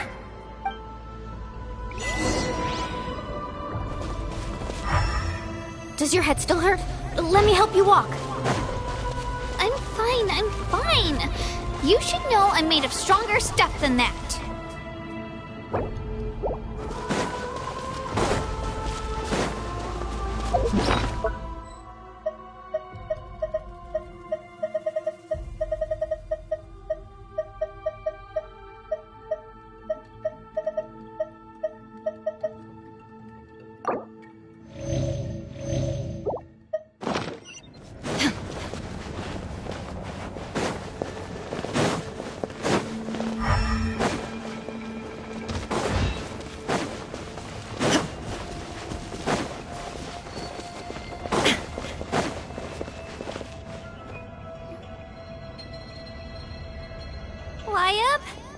Wyab! I'm back! My friends and I are here to heal you. Wyab, can you hear me? Wyab? So we were right. The contamination is already too severe. It's preventing the Wyab from answering our calls. All right, get ready, everyone. Time to purge the abyssal energy from this place. Careful. We've got company. Already? You really think that puny soul could slow me down? Courage in the face of futility is pure folly. He tried to get in my way, so I disposed of him. You killed Malco? He would have dispersed with or without me. Rather than worrying about him, I would urge you to focus on yourself. You may have defeated others of my kind in the past, but underestimate me now, and it will be to your peril. No, the power of the Abyss is intoxicating. The destruction it seeks captivates like a masterful work of art. I strive only for the opportunity to see it up close. I thought this naive little girl was an exception, but it turns out humanity is full of lambs willing to offer themselves up to the slaughter. That is the tragedy of your short lives. You understand nothing of all-encompassing power. Ancient names, pride, friendship, all empty ideas invented to give you a false sense of self-worth. They possess no power at all. The Pyro Archon created those grandiose ideals out of pure selfishness. Anything to avoid sharing power. Anything to avoid handing over the primordial gift to ordinary people like you. Don't believe me?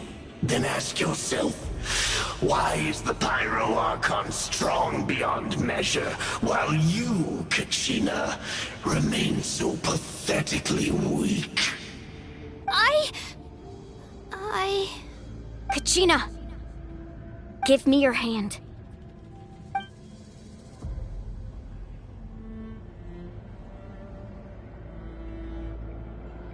Feel that? I'm right here next to you. Thanks, Moalani. You're right. I have nothing to fear. Because I'm not alone anymore. You're right. Maybe comforting ideals don't have any power. But you also couldn't be more wrong. You've never had to work for your own strength, so you will never understand the true source of our power. What? The courage we have to stand before you and not back down? It comes from our friendship. The power lies not in the ideal itself, but in our commitment to upholding that ideal, and in our decision to stand together and fight! Well said! Let's go, Kachina. It shouldn't take more than 2 of us to handle an enemy like this. Sorry in advance, but you deserve what's coming to you! There aren't many in Natlan who can beat us when we're together. It's time he got a taste of that kind of power. From the ashes, right here! The inferno! With the flames of redemption! Clear the area! Let's shred, Sharky!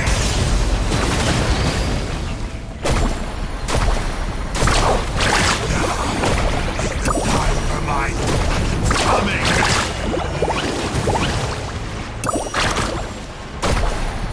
Revelation from amazing! A glimpse of the future! Let's go, Whaley!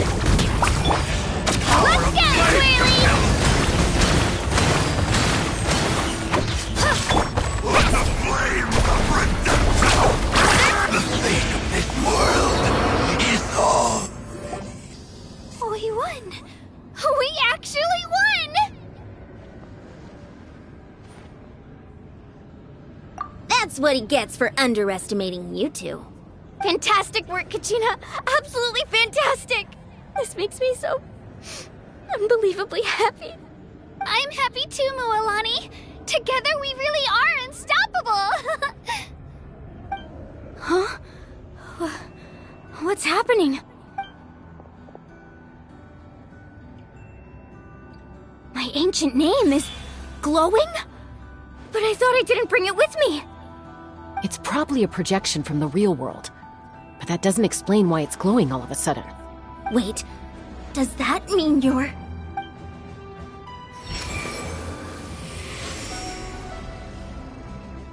That was a bold move, diving headfirst into the fire to save your friend, especially in a place so overrun with abyssal corruption. Still, seeing you pull it off was really something.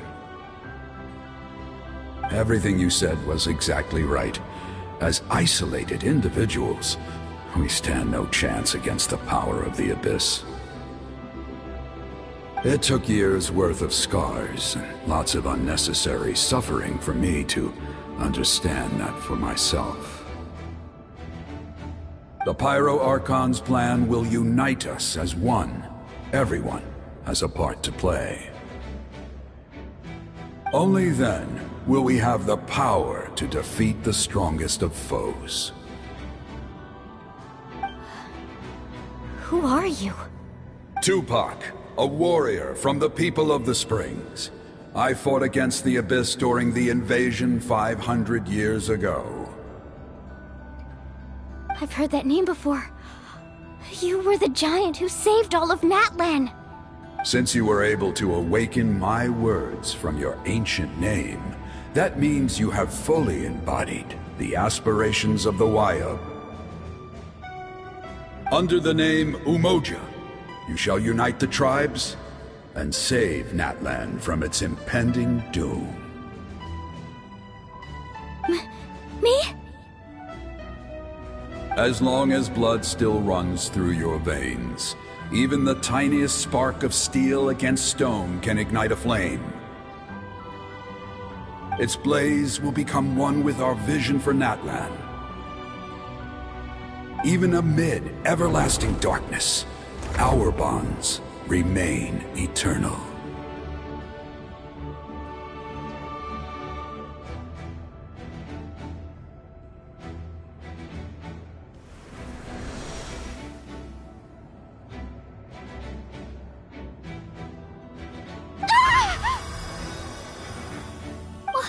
What's wrong, Moalani? So many memories. My brain was just flooded with everything he once knew. So that's what happened. What do you mean? Did you just figure something out? 500 years ago, they foresaw the very crisis we're facing now. Efforts to save Natlan started all the way back then. We can go over the details once we get back. We shouldn't linger here longer than we have to. I know bits and pieces, but I had no idea Mualani was also part of the plan. This sounds like something that's going to need a lot of explaining. Let's focus on saving the Wayab first.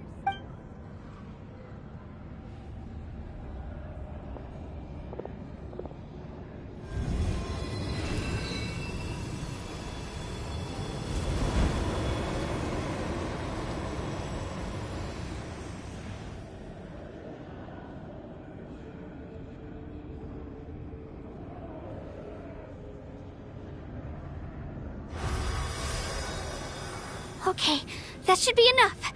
Wayab? Can you hear me?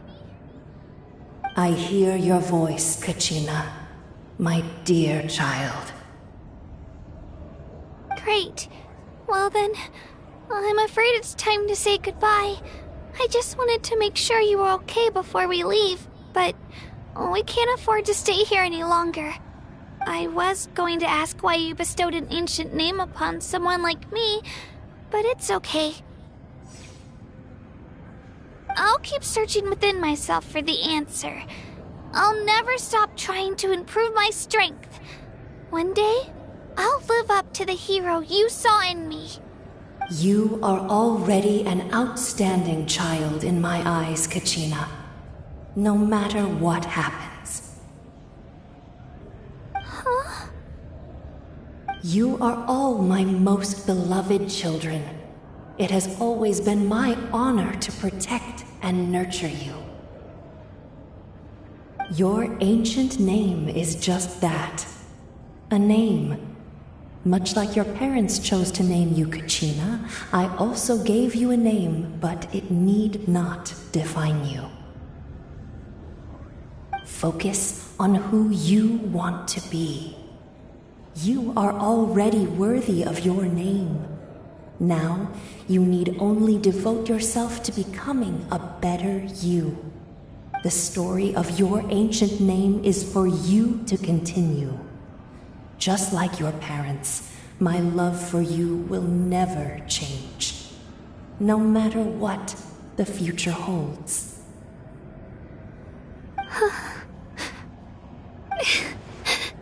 Thank you, Wyatt. It gladdens me to see the Pyro Archon's plan move another step towards completion, but it is time for you to leave this place. The situation here is getting worse. Go now, my children. Save Natlan on behalf of all you hold dear. I know we've never met before, Wyatt, but I just wanted to say thank you for encouraging Kachina. It was exactly what she needed to hear. Whoa! What's going on? An earthquake? We're out of time. It's the power of the Abyss. Quick, we need to run! It's a Seelie! The Seelie opened the way for us!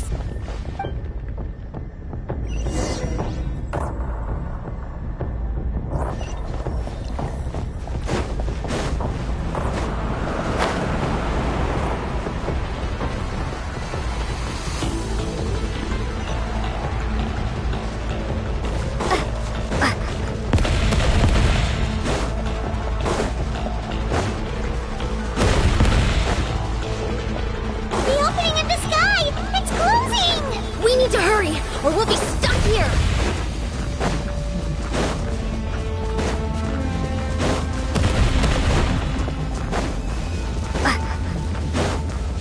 Watch out for the falling rocks! Quick, through the middle!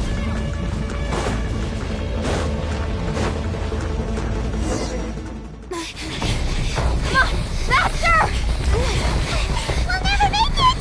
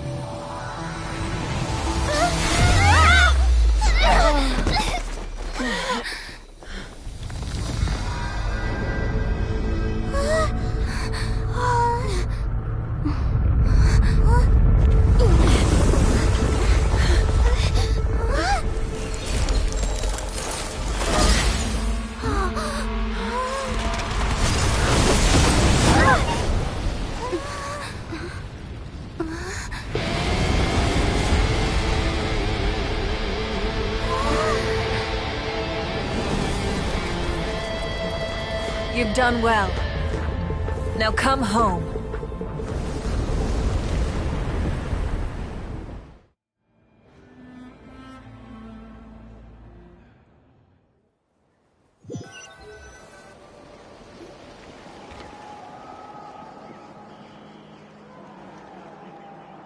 We're back! The Pyro Archon saved us. But she's not here. Yeah, didn't she say she used it all up? She's still in the Speaker's Chamber. What we saw in the Night Kingdom was just her consciousness. So you're saying her consciousness did all that? Every great display of power comes at a price.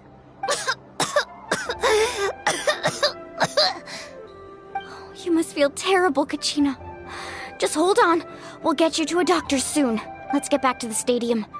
The Pyro Archon said she'd have a doctor waiting for us. I recommend getting a full checkup, just to make sure no damage gets left behind. Paimon feels okay. What about you, Traveler? Right. You always seem to do pretty well against the Abyss. Let's get going. We need to share what we learned in the Night Kingdom as well. Right. The Wyatt mentioned something about the Pyro Archon's plan. What is it exactly? I'll let her explain everything. We're all a part of the plan now. Every move we make from here on out will decide Natlan's ultimate fate.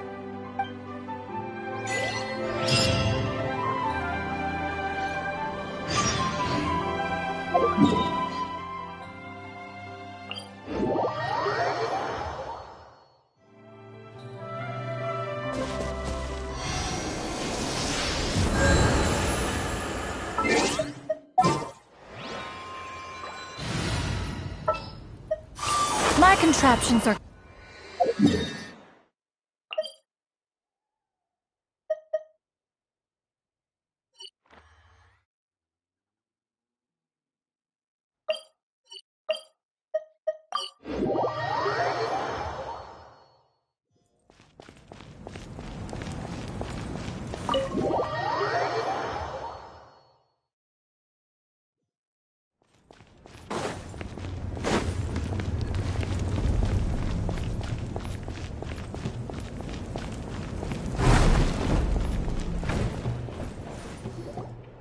Huh. There's a lot less stuff here than before. It's good to see you all here in one piece. I know you must have a lot of questions, but let Koichi check you over first. It's best not to let any lingering effects of the Abyss go untreated. Thank goodness you made it back. I came here as soon as the Pyro Archon told me about your plan. Take a seat, everybody. I'll examine you one by one.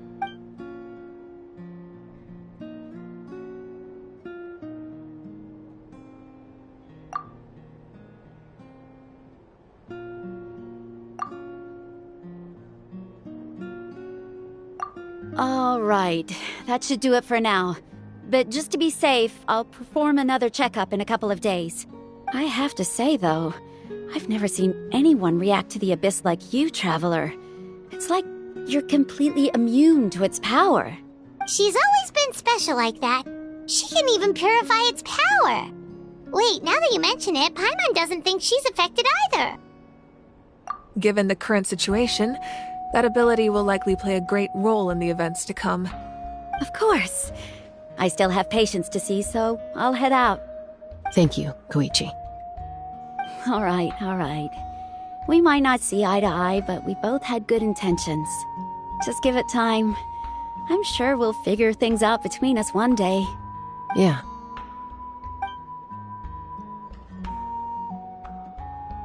All right. There's so much to discuss, I don't even know where to begin. You've seen it for yourselves now. The devastation in the Night Kingdom. I'll get straight to the point. Natlan is on the verge of destruction. It's very possible our nation has less than a year before total devastation. Huh? No. That can't be true, can it? That's right. But I've only ever disclosed that fact to the handful of people working with me to save this nation. Our looming destruction is not a recent development, but the inevitable conclusion of the disaster the Abyss initiated 500 years ago. Mualani told us a little bit about that. 500 years ago, all the nations of Teyvat were invaded by the Abyss. Unlike the other nations, Natlan never had stable and deep-rooted ley lines, so we suffered the worst of the invasion. The battle against the Abyss was exceedingly long and brutal. In the end, victory came at the cost of our civilization and countless lives. Even then, it took centuries of solving the disasters caused by the Abyss to finally achieve the peace we know today. And still, this is but a superficial victory. The forces of the Abyss have merely been driven back underground. Their threat to Natlan remains as real as ever. I'd never have guessed. The problems plaguing the Night Kingdom are all the more complicated because that realm is essentially functioning as Natlan's ley lines. Immediately after the war, our calculations estimated that we would have a maximum of 500 years before the Night Kingdom was completely lost to the Abyss. But at that time, we were a nation of the destitute. Our people no longer believed in victory, nor did they hold hope for the future. Our civilization was dying, our faith crumbling, and the line of power passed down from the Wayab nearly severed. If we didn't bring the nation back together, it would be foolish to even dream of defeating the Abyss in the future.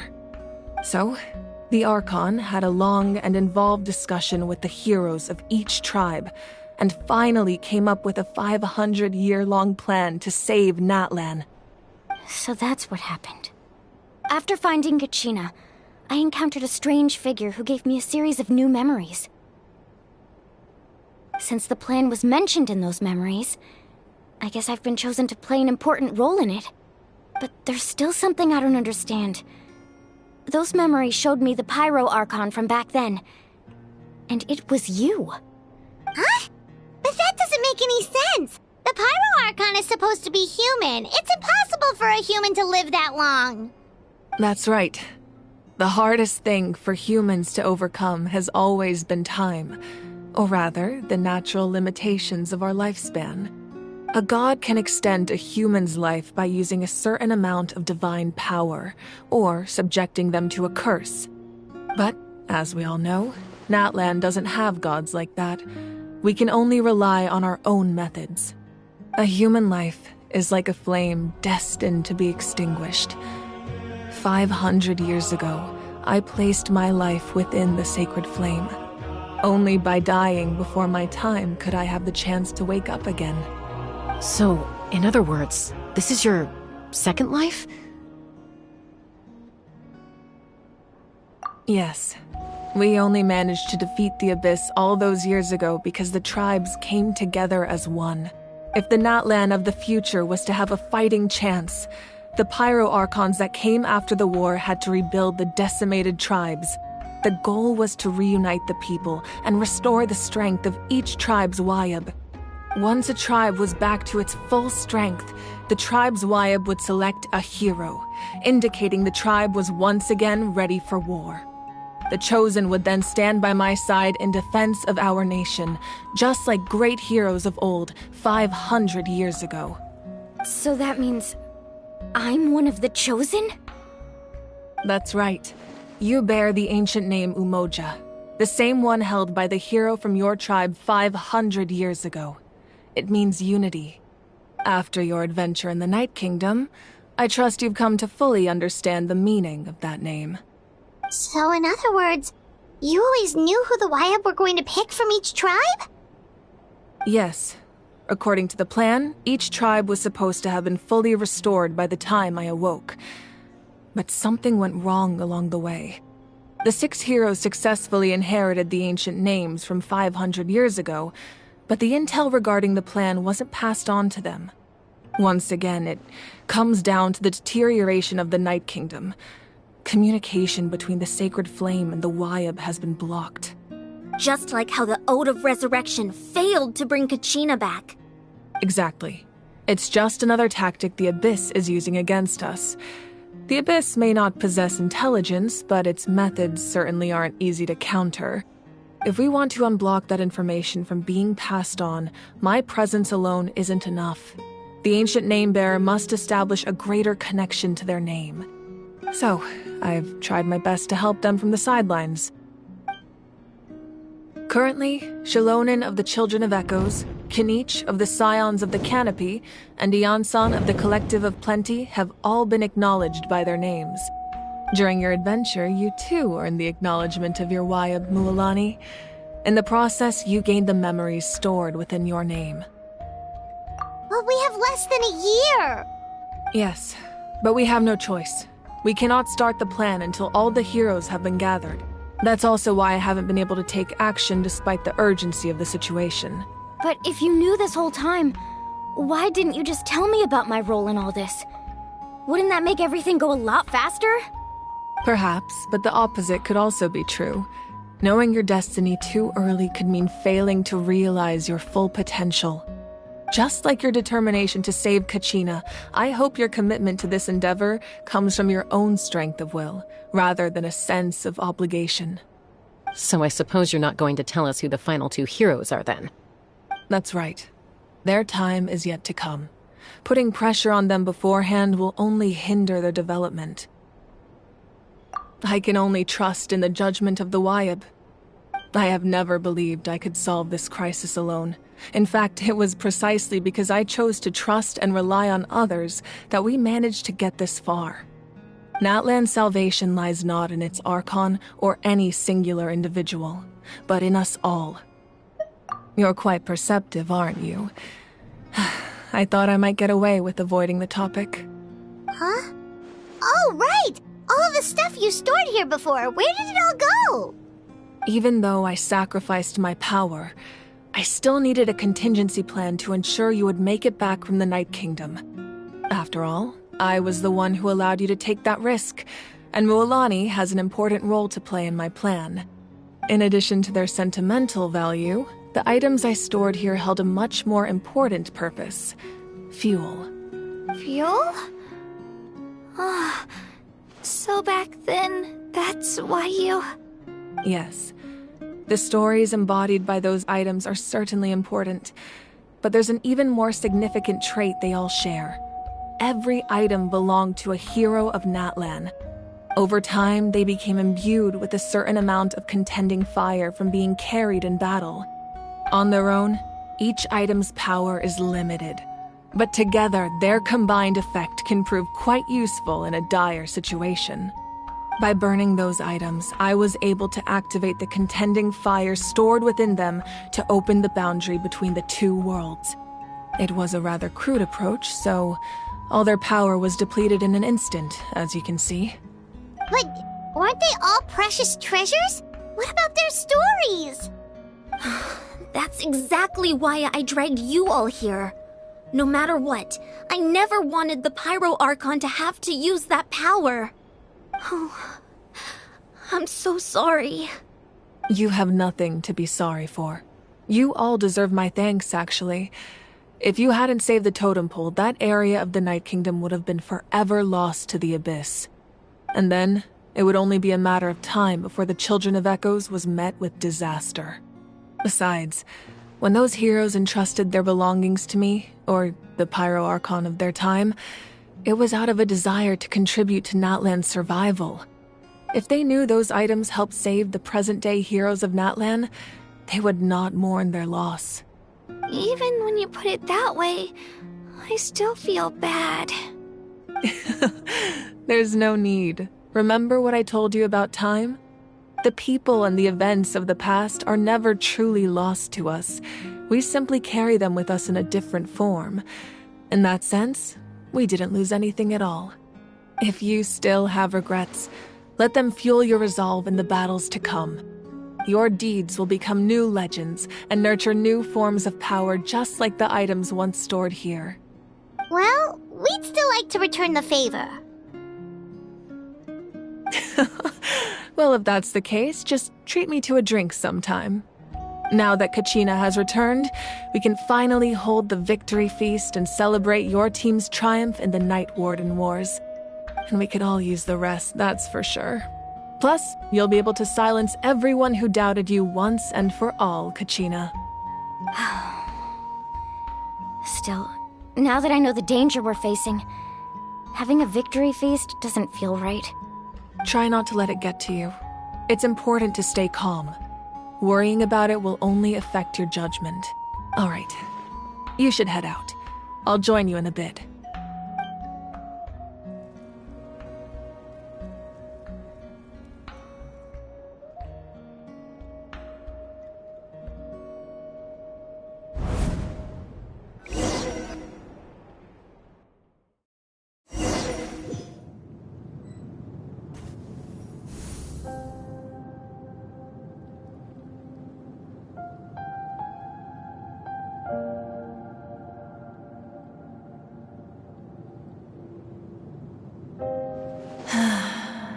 When I was young, I used to sit by the hot springs and listen to the stories of warriors from all over Natlan.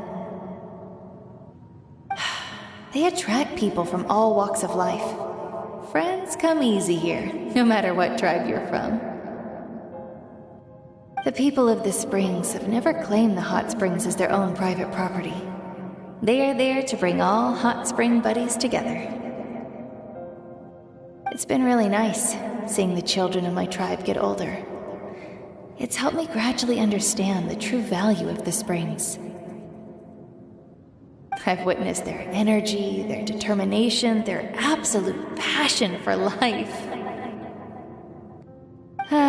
Even when they cause trouble, I never managed to hold on to my anger for long. It's unbelievable how quickly they worm their way back into my good graces.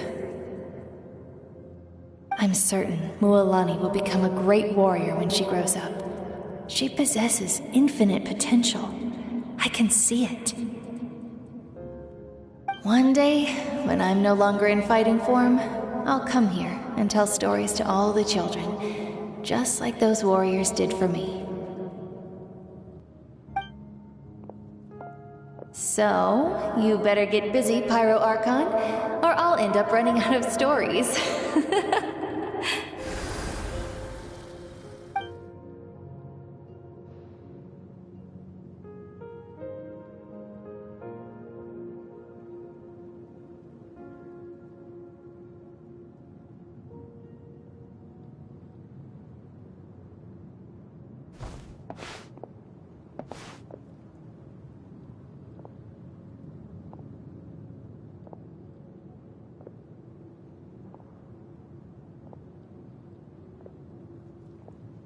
Our nation is engulfed in darkness. Our tribes stand divided, and yet you promise victory in the distant future.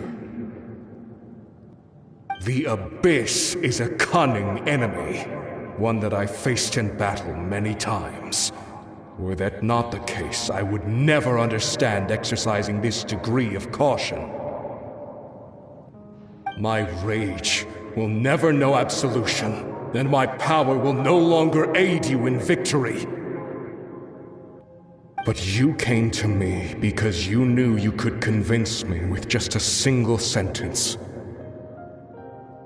I understand your choice. The heroes of today will forge the path ahead with blood and fire. Just remember to earn us the victory we are owed. Otherwise, rest assured, I'll find a way to collect the debt.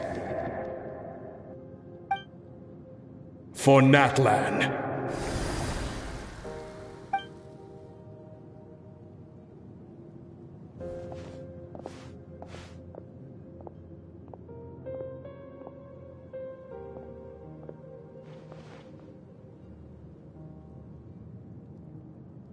So, you're gonna head 500 years in the future to serve as the Pyro Archon again? But what about the you from right now? You're just gonna die? You can't ask her those questions and expect her to answer, my dear. The decision is hers to make, and she deserves our support. We will do everything we can to rebuild the tribes. Don't you worry. Even across time, we will all do our part to fight for Natlan's future. Yeah, Mom's right. We'll always believe in you, sis. Oh, seriously though, Dad should be here. Where is he? I imagine he didn't know what to say, so he chose not to come at all. Don't take it to heart, my dear. That's just who he is. Just remember, no matter what happens in the future, we will always love you.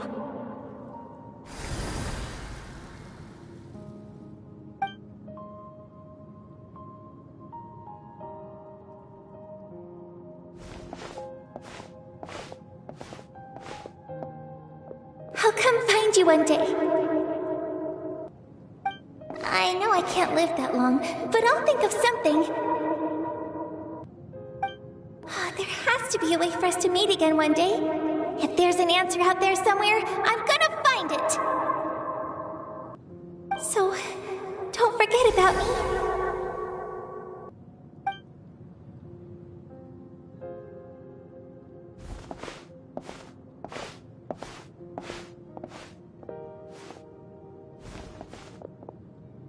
If that's your decision, then you have my full support, Archon. May our children live to see such a lovely son. For Natlan! No one fights alone.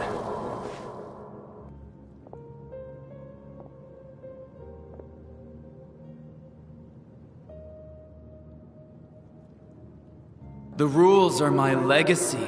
They shall grant us the strength to overcome the next tragedy. War forged the 6 tribes, taught us how to fight, instilled in us what it means to love.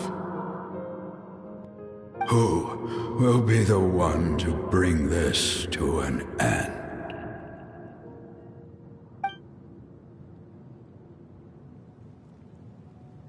We are the inheritors of memory and legend. Those who grew alongside sun and wind. Those who forged our own destiny and future. That is Natlan's fire. The lifeblood of our nation.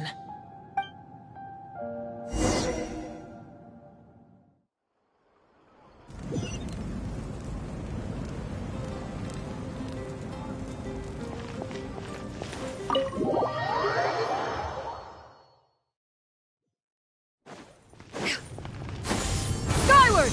Scatter!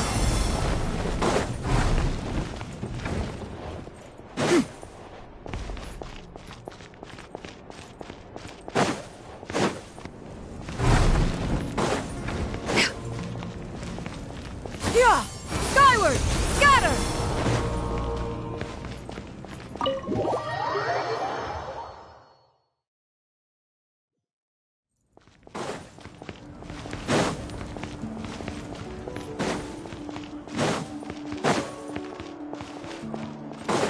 Yeah!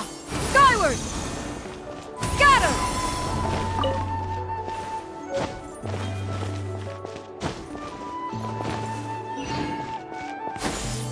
Skyward! Scatter!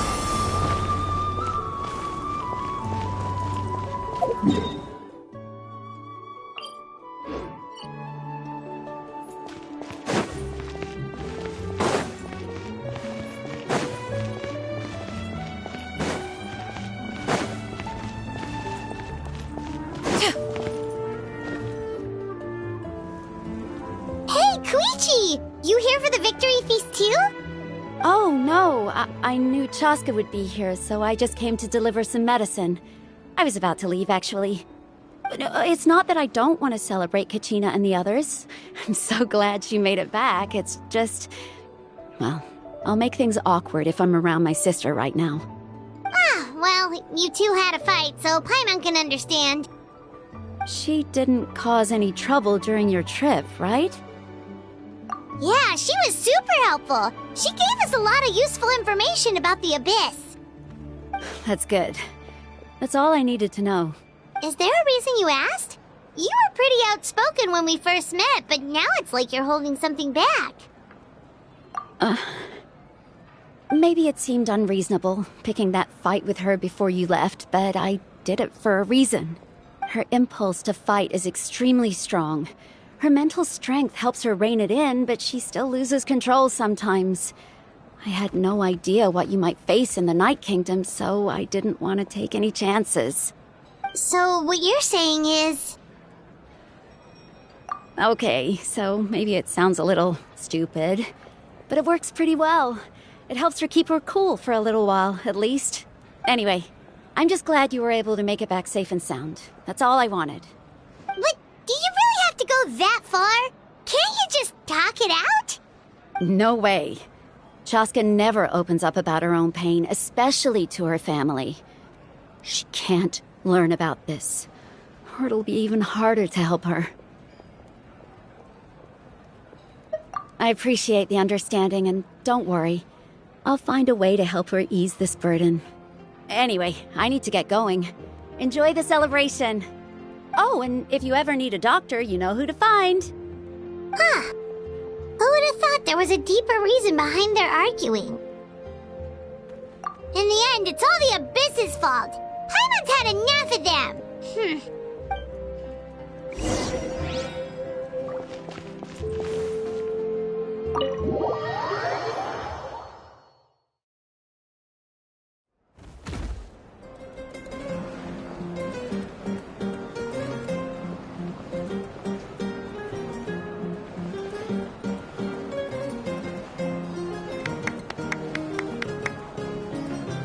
Let's give a huge round of applause to our brave young warrior, Kachina! Woohoo! Well done, Kachina. Thank you, everyone. I'm so glad I finally made it. I always knew you could do it. With so much potential at your age, you have a great future ahead of you.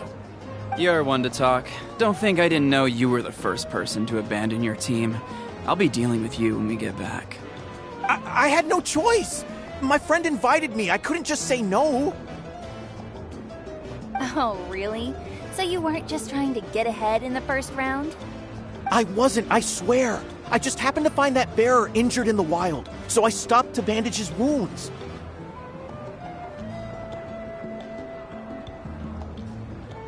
When he insisted on repaying the favor, what was I supposed to do? I'm just one person. I figured Kachina would have no trouble replacing me. But the fact of the matter is that after your departure, everyone else started thinking about swapping teams too. I'm really sorry, Kachina. It was wrong of us to abandon you like that.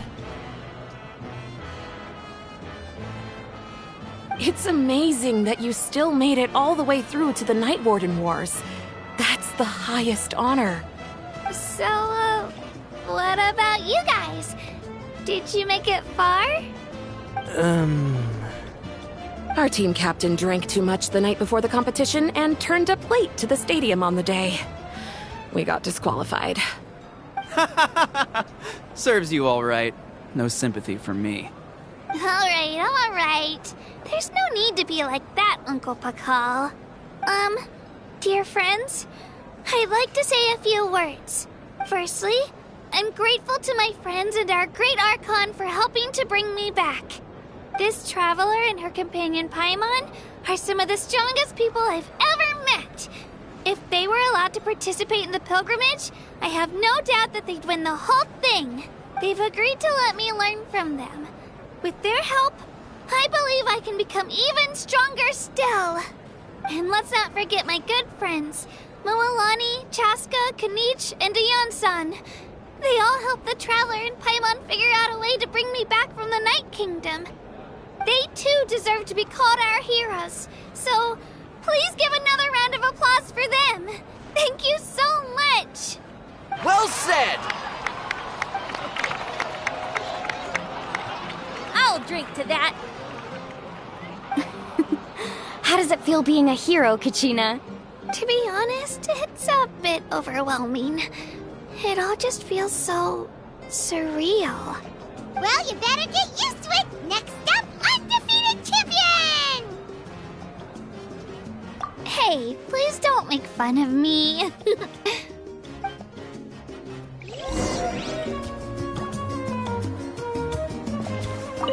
My apologies. I knew more than I let on. Everything comes at a price, and most heroes aren't people who set out to become a hero. If you cling too tightly to your goal, you end up losing things that are far more precious. But in any case, we're now on the same page. I wonder how long before the two final heroes appear. From the Flower Feather Clan and the Masters of the Night Wind.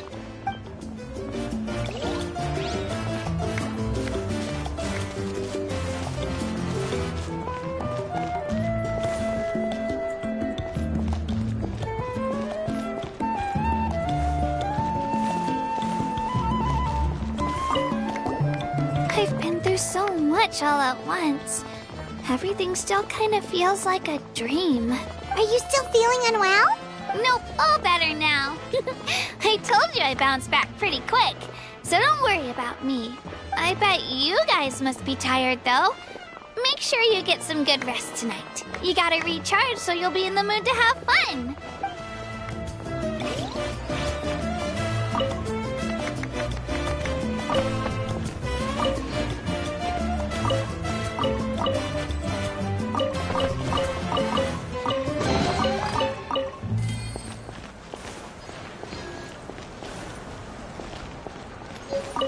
It's rare to meet travelers as strong and brave as yourselves. I raised my glass to you. Anyway, my sister's already gone back to our tribe. She has patients to treat. Oh, we actually ran into her on the way here and, well... Paimon just thinks she really cares about you. Yeah. I'm planning on visiting home myself in a few days. To tell her and the rest of the family that they need to be extra careful. I just hope they take it seriously.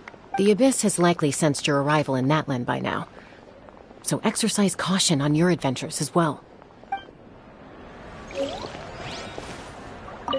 It cost us a lot, but we got Kachina back safely, and that's what matters. There'll be even tougher challenges coming our way in the days ahead, though. We'll have to train harder, make sure we're in peak condition. That includes you, Paimon. I can do a special one-off session to show you the ropes. Interested? No thanks.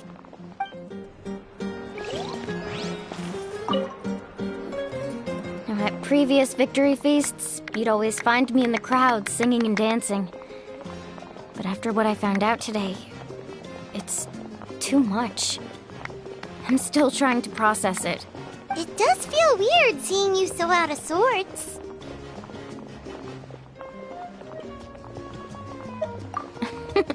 Is this another pearl of wisdom based on your adventuring experience? Well, Paimon agrees with the Traveler.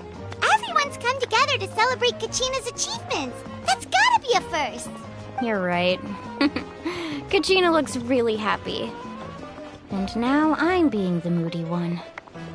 Enough doom and gloom. Time to shake it off.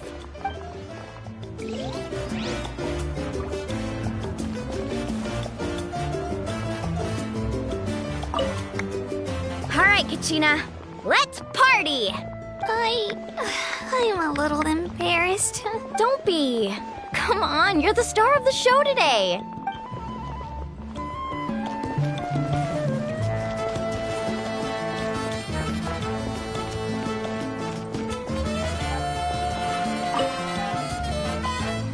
You're here. Have some fruit juice. I got it specially for you two. How did you know? That's Paimon's favorite! You look like you've still got questions. Ask away.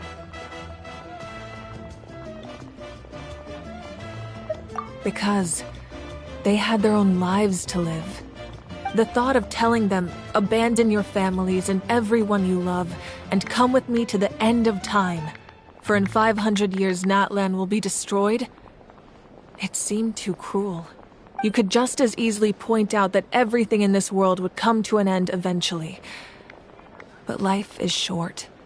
And beyond a point, it just doesn't seem real. Imagine if I said, let's leave right now, and go save the sun because it'll flame out in a few million years. It would sound quite ridiculous. I couldn't make them shoulder that burden with me. Besides, every generation will have its heroes, this one included. The plan could still work without them.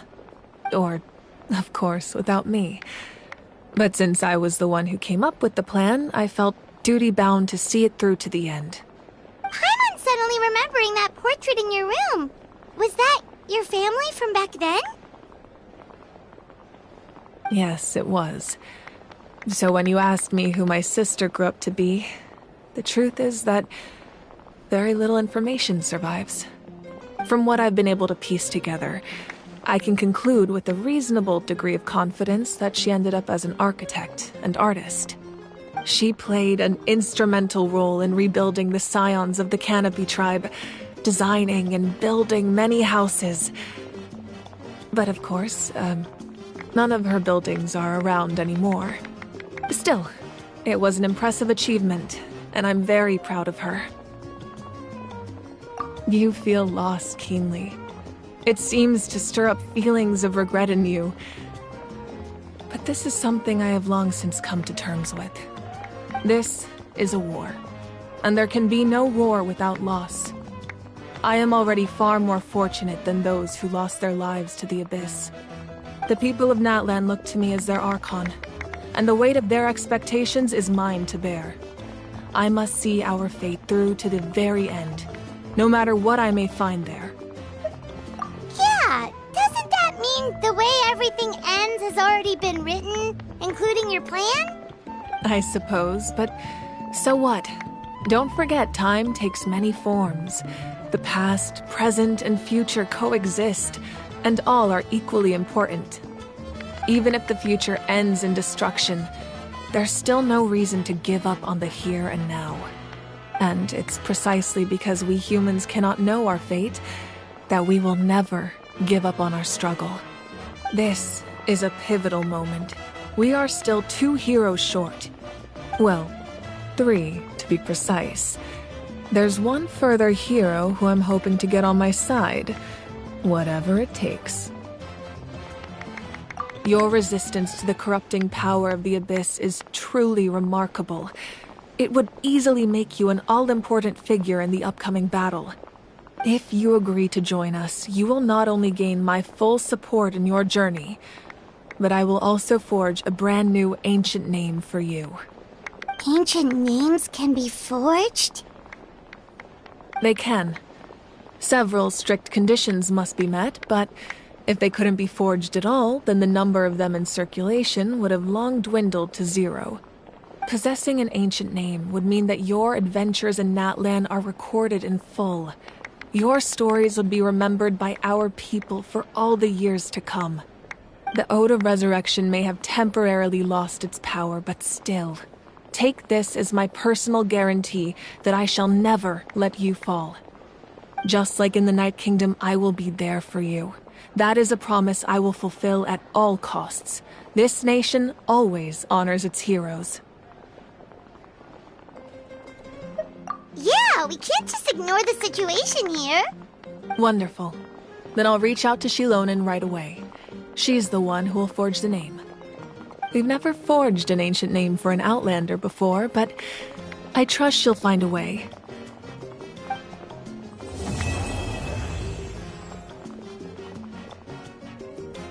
My lord, we've received word that the Pyro Archon has lost much of her power.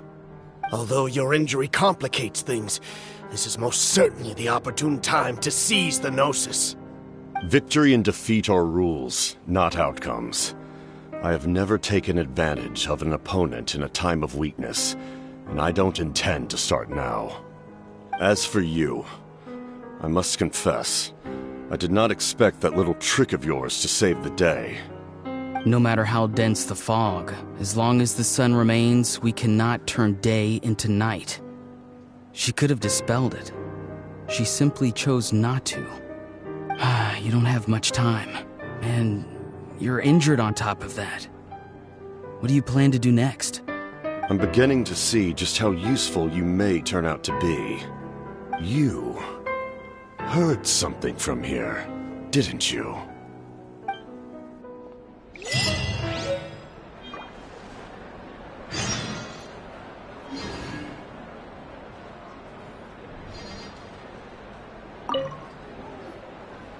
Oh, something else you'd like to ask? Well, our intel suggests he hasn't made any new movements yet. Although Kenichi's investigation helped us confirm that he's being aided by someone from the Masters of the Nightwind. I'm getting closer to narrowing down who that may be, but it's still unclear whether this person aided the captain out of willingness or coercion. If you learn anything about this during your adventures, please let me know.